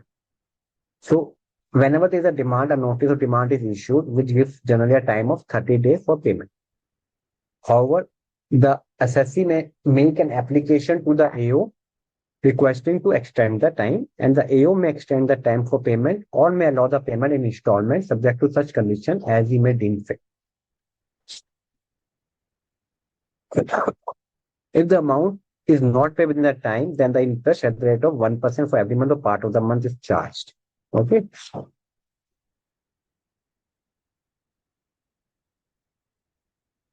Similar, if any income is reduced or increased, then the interest should also be reduced or reduced as the case may be.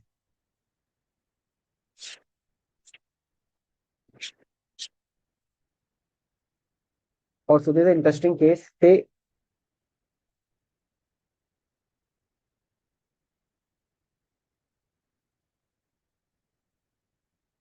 if there's an assessment, in subsequent appeal, the addition is deleted, and then in another appeal, the addition is again revived, then the interest payable from the first date. Okay.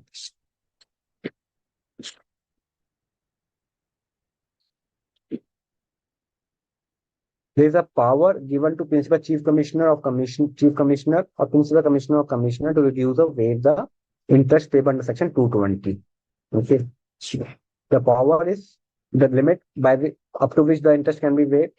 So if in case of principal commissioner or commissioner, the monetary limit for reduction is up to 50 lakh. In case of chief commissioner, it is 50 lakh to 1.5 CR. And for principal chief commissioner, it is above 1.5 CR. The waiver shall happen only if the officer is satisfied that payment of such amount has caused or would cause genuine hardship, default in payment of the amount on which interest was made payable under the said subsection was due to reasons or circumstances beyond the control of the assessee, and the assessee has cooperated in any inquiry relating to assessment or any proceeding for recovery of any amount due from it. in case of such application, if made by the assessee for reducing a waiver of the interest, the order of accepting or rejecting the application shall be passed within 12 months from the end of the month in which application is received. And no order shall pass rejecting the application without giving the assessee an opportunity of being heard.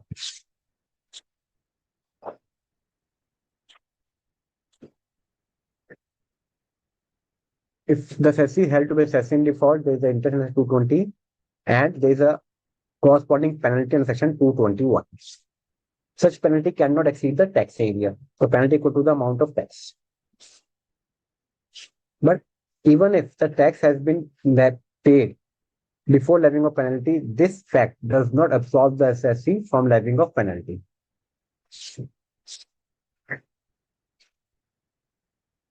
Certificate of TRO. This is for recovery of amount payable to the income tax department. So a tax recovery officer TRO draw a settlement specifying the amount of area due from the assessee. Under section 222. A TRO can recover the asset by auctioning attachment and sale of movable property, by attachment or sale of immovable property, by the arrest or detention of the assessee, or by appointing a receiver. The property which the TRO can attach and sell includes property transfer to spouse, minor child, or son's wife or son's minor child for inadequate consideration. Who is the jurisdictional TRO who can make the recovery? So any TRO in whose jurisdiction the assessee carries on business or profession, or the principal place of business of the assessee is situated, or the assessee resides in any movable immovable property of the assessee is situated. If there are more than one TRO in which the assessee's property is situated, then the TRO who has drawn the statement certificate shall make the recovery from the asset within his jurisdiction. And if any recovery is pending, he will forward the certificate to another TRO in whose jurisdiction the other asset is situated. The other TRO will make the recovery as if the certificate is drawn by him.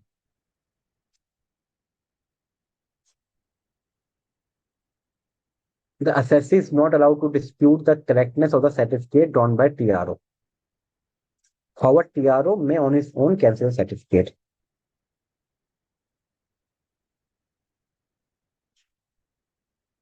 TRO is empowered to grant additional time for two assessors to make the payment.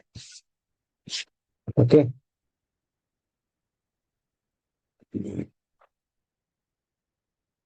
If no certificate drawn by the TRO, then AO is empowered to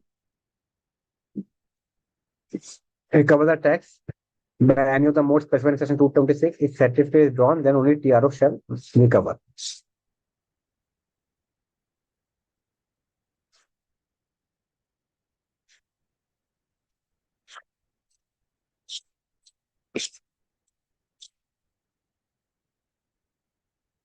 In case the recovery is to be made from the asset in the foreign country, then such recovery is made with the help of the Central Board of Direct Taxes and Ministries.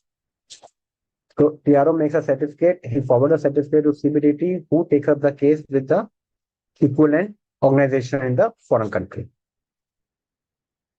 Tax clearance certificate. An undertaking is to be furnished by a person not domiciled in India, visiting India in connection with business, profession, or employment. Such undertaking is to be furnished by the employer or any other person who is required to make the payment, that he shall be responsible for the tax on such amount. If any person who is domiciled in India is leaving India, then such person required to furnish PAN. Basis such PAN, furnish PAN at the time of departure.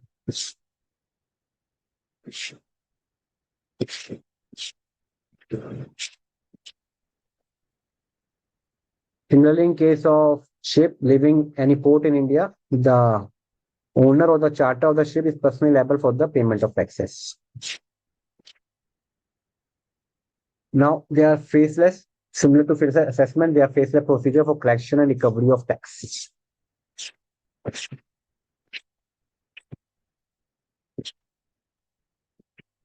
Refund. Refund is claimed by filing return of income.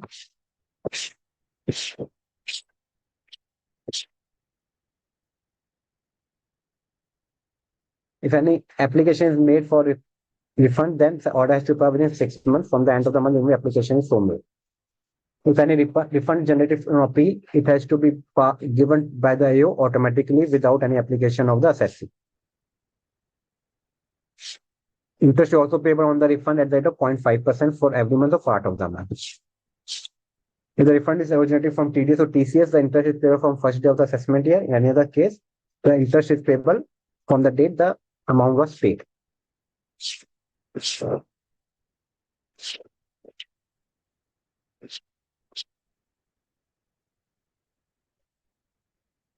This interest payment of section 244A. The refund can be adjusted against the outstanding liability after giving an opportunity to the assessee. This completes our chapter TDS and TCS. Now we'll have just 2 to 3 minutes break, and then we'll start with miscellaneous provisions.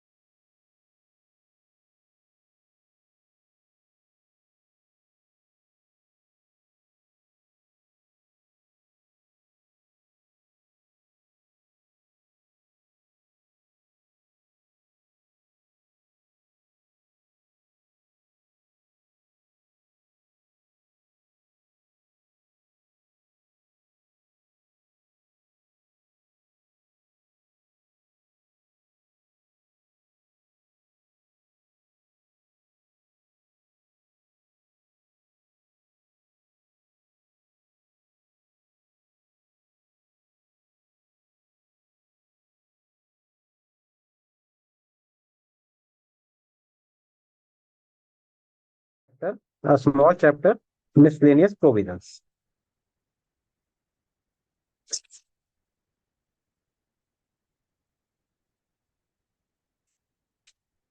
So it's a small chapter, and we will easily cover it within a time left. So first is section 269 SS. It is for taking loans in excess of 20,000 rupees by any mode other than banking channel. So it says that no person shall take or accept any loan or deposit of specified sum except by account pay check, account pay bank draft, use of ECS through a bank account or through such other prescribed electronic modes. If, when the amount of such loan or deposit or specified sum or aggregate of such loan or deposit or specified sum is 20,000 or more, or on the date of taking such loan deposit or specified sum, any loan deposit specified sum is already outstanding, and the amount of aggregate amount of such outstanding is 20,000 or more, or the aggregate of A and B is 20,000 or more.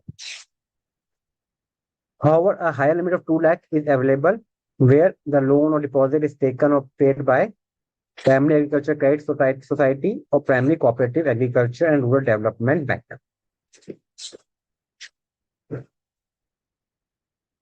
This section is not applicable if any loan is taken from or accepted by the government, banking company, post office, cooperative bank, or any corporation established in the Central State or Provincial Act, or any notified institution, association, or the body. Also, it's not applicable where both the parties involved in the transaction only have agricultural income, or when neither of the party have income more than the basic assumption limit chargeable under that. Specified sum means any sum of money receivable, whether advance or otherwise, in relation to transfer of immovable property. With all other prescribed sum, you can take the loan or deposit or specified sum through this mode. But if you take the loan otherwise than this mode, then 269 SS shall be applicable. What are these modes? Credit card, debit card, net banking, IMPS, UPI, RTGS, NEFT, and Bhim, Aadhaar Pay. If there's a quantum issue to 269 SS, then there's a penalty on section 271D equivalent to the amount of loan or deposit so taken or specified sum so taken. Such penalty is levied by the AO itself.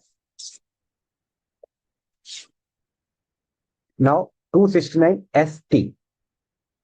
It provides that no person shall receive an amount of 2 lakh or more except by banking channel. Bank channel means except by account pay check, account pay bank draft, use of ECS or prescribed mode. Prescribed mode, which we just discussed. The amount should not be received in of 2 lakh or more in aggregate from a person in a day, or in respect of a single transaction, or in respect of transaction related to one event or occasion. In case of repayment of loan, each repayment is treated as a single transaction.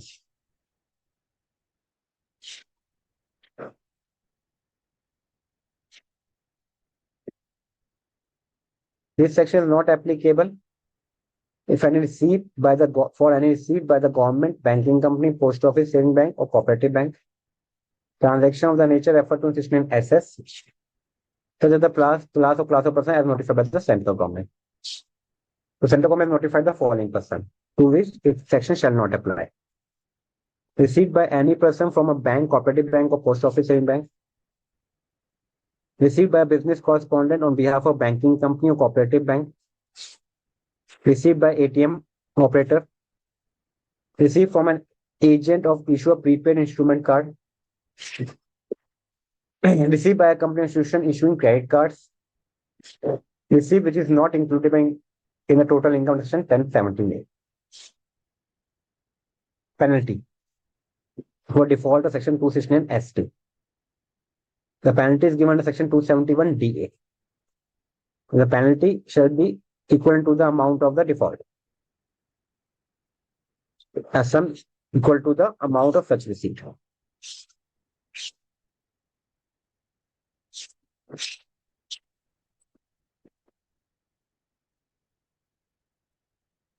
And the section 269 SU, it says that there is a specified person who must provide a facility for accepting the payment through electronic mode. Who is the person? If his sales or gross received in the business exceed 50 crore in the immediately preceding previous year. In case of default of 269 SU, then there is a penalty equivalent to 5,000 rupees per day for every day during the fall continues. However, if the SSC, if the defaulter proves that there was sufficient good reason for the default, then penalty shall not be levied. Who is authorized to levy the penalty is the AO.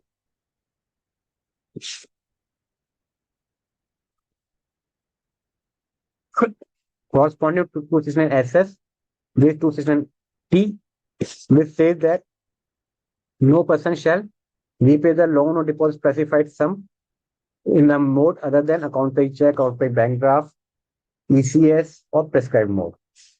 If the amount of loan or deposit specified sum together with interest is 20,000 or more, where the aggregate amount of such loan or deposit held by such person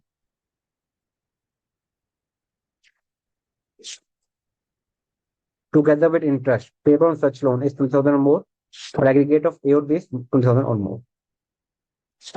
Similar to 16 S, there is a higher limit of 2 lakh in case of Family Agriculture Credit Society or Family Cooperative Agriculture and Rural Development Bank.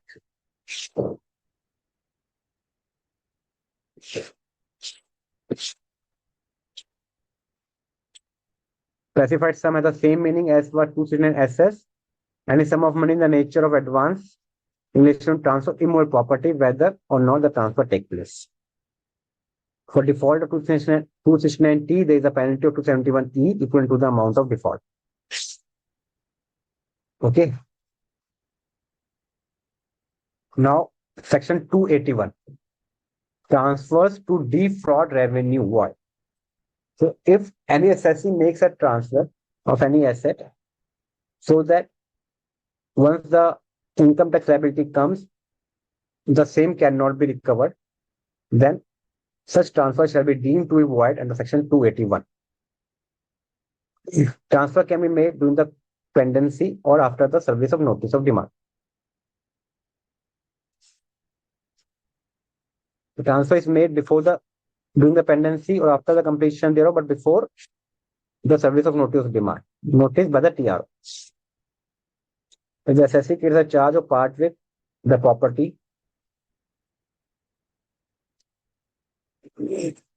by way of sale, mortgage, gift, exchange, or any other mode in favor of any other person, such a transfer must be deemed to be void. The provision of this section shall apply to 81 if the amount payable exceeds 5,000 rupees and the asset which is transferred exceeds 10,000 rupees in aggregate. However, this section shall not apply if the asset transfer for adequate consideration and without any notice of pendency of such proceeding or with the previous permission of the AO. The asset does not include stock in trade. So asset means all asset, land, building, plant, machine, whatever, which does not form part of stock in trade. Provisional attachment 281B. AO is empowered to provisionally attach any asset by an order in writing during the pendency of assessment or during the pendency of imposition of penalty. Understand 271 AAD. Where the amount of penalty is likely to exceed rupees 2 crore. Such order of provisional attachment is valid up to maximum of 6 months. However, the Chief Commissioner, Principal Chief Commissioner, Commissioner of Principal Commissioner, DGIT, etc., can extend the order of the provisional attachment for reason to be recorded in writing. However, such extension cannot exceed 2 years or 60 days from the completion of assessment, whichever is later. Sure. Assessor is permitted to furnish a bank guarantee in lieu of provisional attachment. If he furnishes the bank guarantee, then the provisional attachment shall be vacated. The bank guarantee should be the amount of equal to the fair market value of the asset.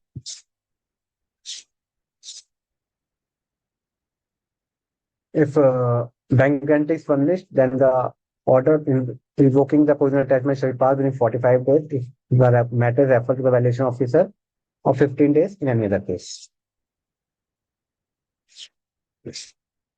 In case of SSC's failure to pay the demand, the AO shall be eligible to revoke the bank guarantee. When the bank guarantee is invoked, the amount so received shall be adjusted against the demand, and the balance shall be deposited with the personal deposit of principal commissioner or commissioner account opened with the RBI or any SBI or its subsidiaries. The AO may release the bank guarantee if he feels that it's not necessary. Service of notice. Section 282. The notice can be served by way of post or in any other manner as held by CTC. Code of Civil Procedure, CTC, in electronic form also.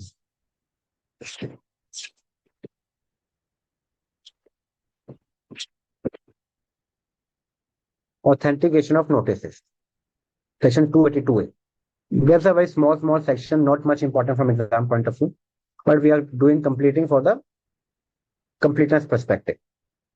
Section 282A provides that where any notice or other document is required to be issued by income tax authority, such notice or the document shall be signed and issued in the paper form or communicated in electronic form by the authority in accordance with the prescribed procedure. What is the procedure? If the notice is in the body of email itself, then it will be deemed as authenticated if the name of the and office of such income tax authority is printed on the email body. An email is issued from the designated email box. If notice is attached to the email, it shall be deemed to be authenticated if name of an office of income tax authority is printed on the attachment. An email is issued from the designated email address. An electronic record, it shall be deemed to be authenticated if the name and office is displayed in the electronic record.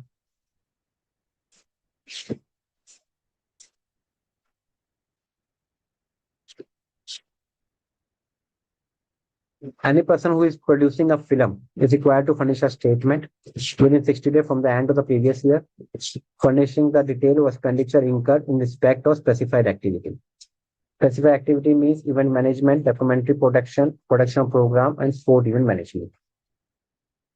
SFT 285BA, very important from your exam point of view also and practically. So there are persons who are required to furnish the SFT.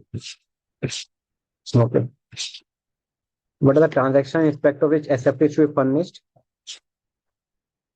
The SFT should be furnished by on or before 31st May from the end of the financial year. Okay. If it is not furnished, if there is any defect in the SFT, then can be rectified within 30 days. If it is not rectified, deemed that the wrong SFT has been furnished.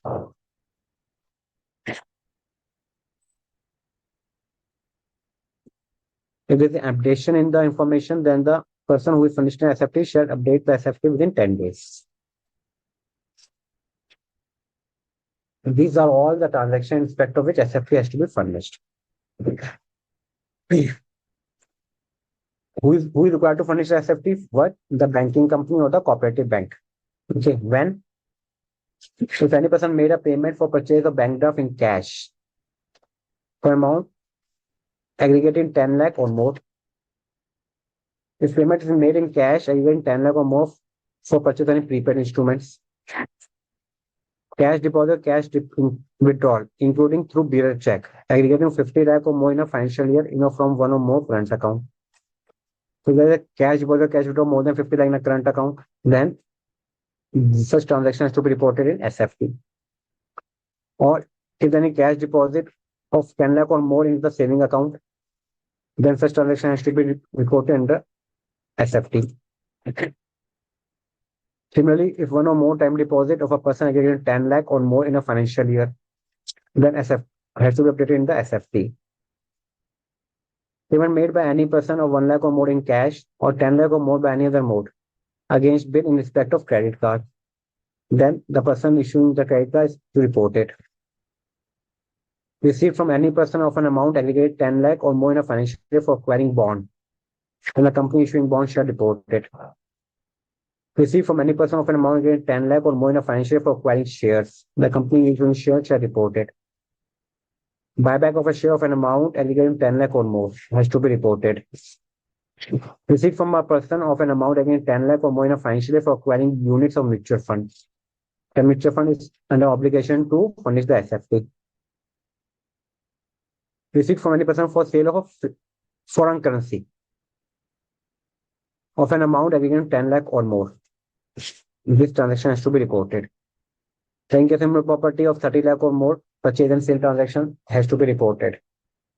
Then any person who is liable for tax audit, if he has received any cash payment excess of rupees 2 lakh, then he is required to furnish SF2 by 31st March.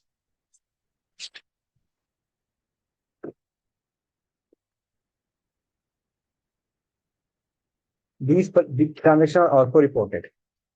Capital gain on transfer of registered shares of mutual fund, dividend, and interest from the bank. There is a huge penalty if there is default in furnishing SFT. The penalty is equal to 500 for every day default, for which the failure continues.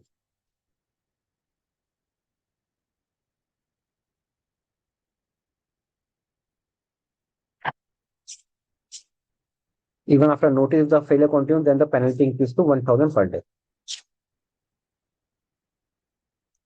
In case of furnishing inaccurate statement, then may write a penalty of 50,000 if the person furnished inaccurate statement or failed to comply with the due diligence.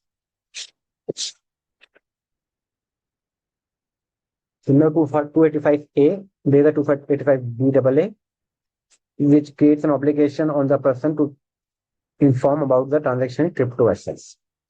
Exactly similar to SFT.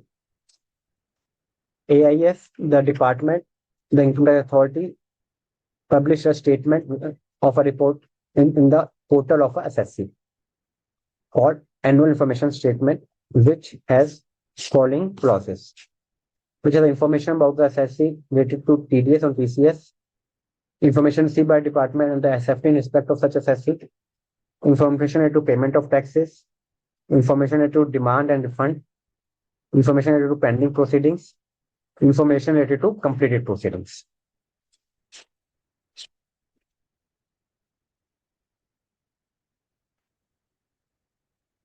The central government, if it feels so that it's necessary to do so, may publish the name of the assessee. In case of company or firm, the name of the shareholder and director and partner, in respect of which any amount is payable.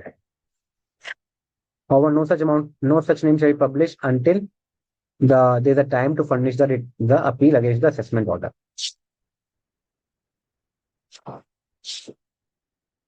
If there is requirement of appearance before the income tax officer, then income tax authority, the assessee may appear or any authorized representative can appear. Who can be the authorized representative?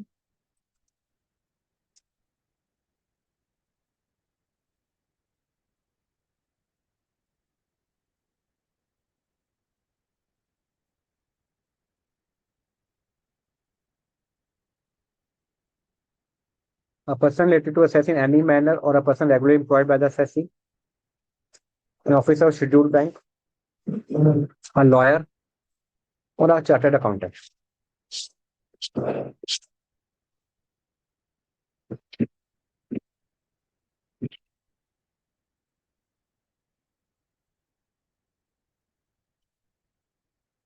Or any person who had done a national diploma in commerce, government diploma in company secretaryship, who has passed the final examination of ICSI, final examination of ICWA, a department examination conducted by the Central Board of Direct Taxes. All this person can appear on behalf of assessee. following persons are not qualified to represent an assessee: a person who has been dismissed or removed from the government job, a person who has been committed of an offense, a person who has become insolvent or committed by a court for an offense involving fraud.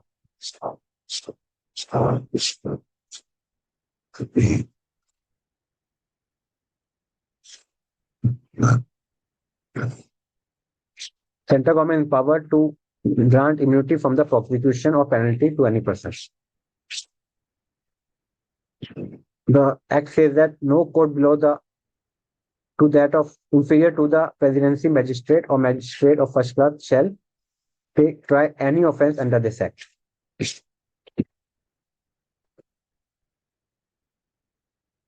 Section 292B and 292BB. It says that any return or notices issued under this Act shall not be invalidated and shall be deemed to be valid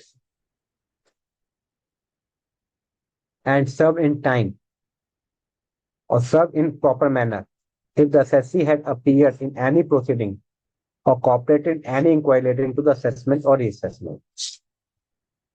In short, if the assessee had appeared in any proceeding or cooperated in any inquiry, it shall be deemed that notice required to be served on him has been duly served upon him in time, in accordance with the provision of the Act. However, such deeming provisions will not apply where the assessee has raised the objection before completion of such assessment or reassessment. 292C creates a presumption as to the asset or book of the accounts that any asset found is of the assessee, any content of books of found are true, any signature on such books of account are true or are of the person purported to be. In case of documents stamped, executed, or attested, it is duly stamped, executed, and attested by the person by whom it purported to be.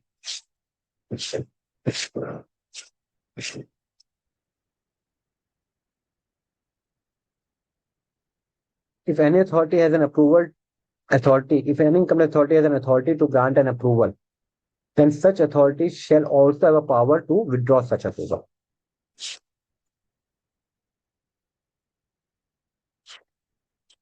Lastly, the rules can be made by the CBDT or the central government.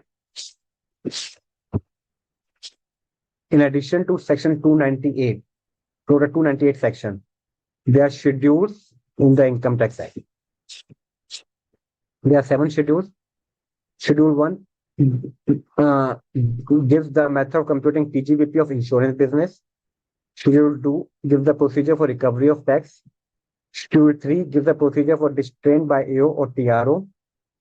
Schedule 4 gives the schedule for recognized PF, approved superannuation fund, and approved gratuity funds. Schedule 7 gives list of minerals and group of associated minerals in context of Section 35E. So, sir, friends, students, under this chapter, the most important part is to segment SS, ST, SU, and T, and associated penalties. Then there is SFT.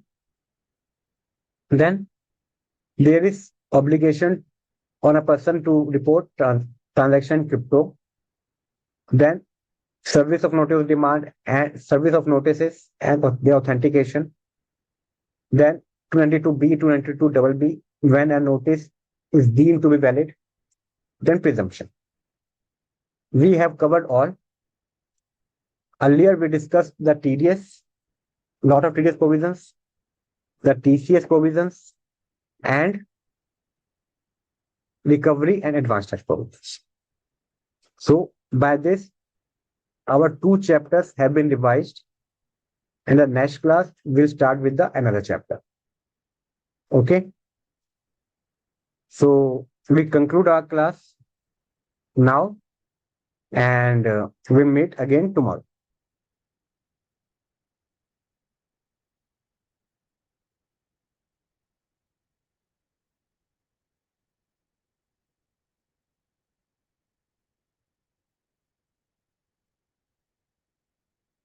Sir, class concluded.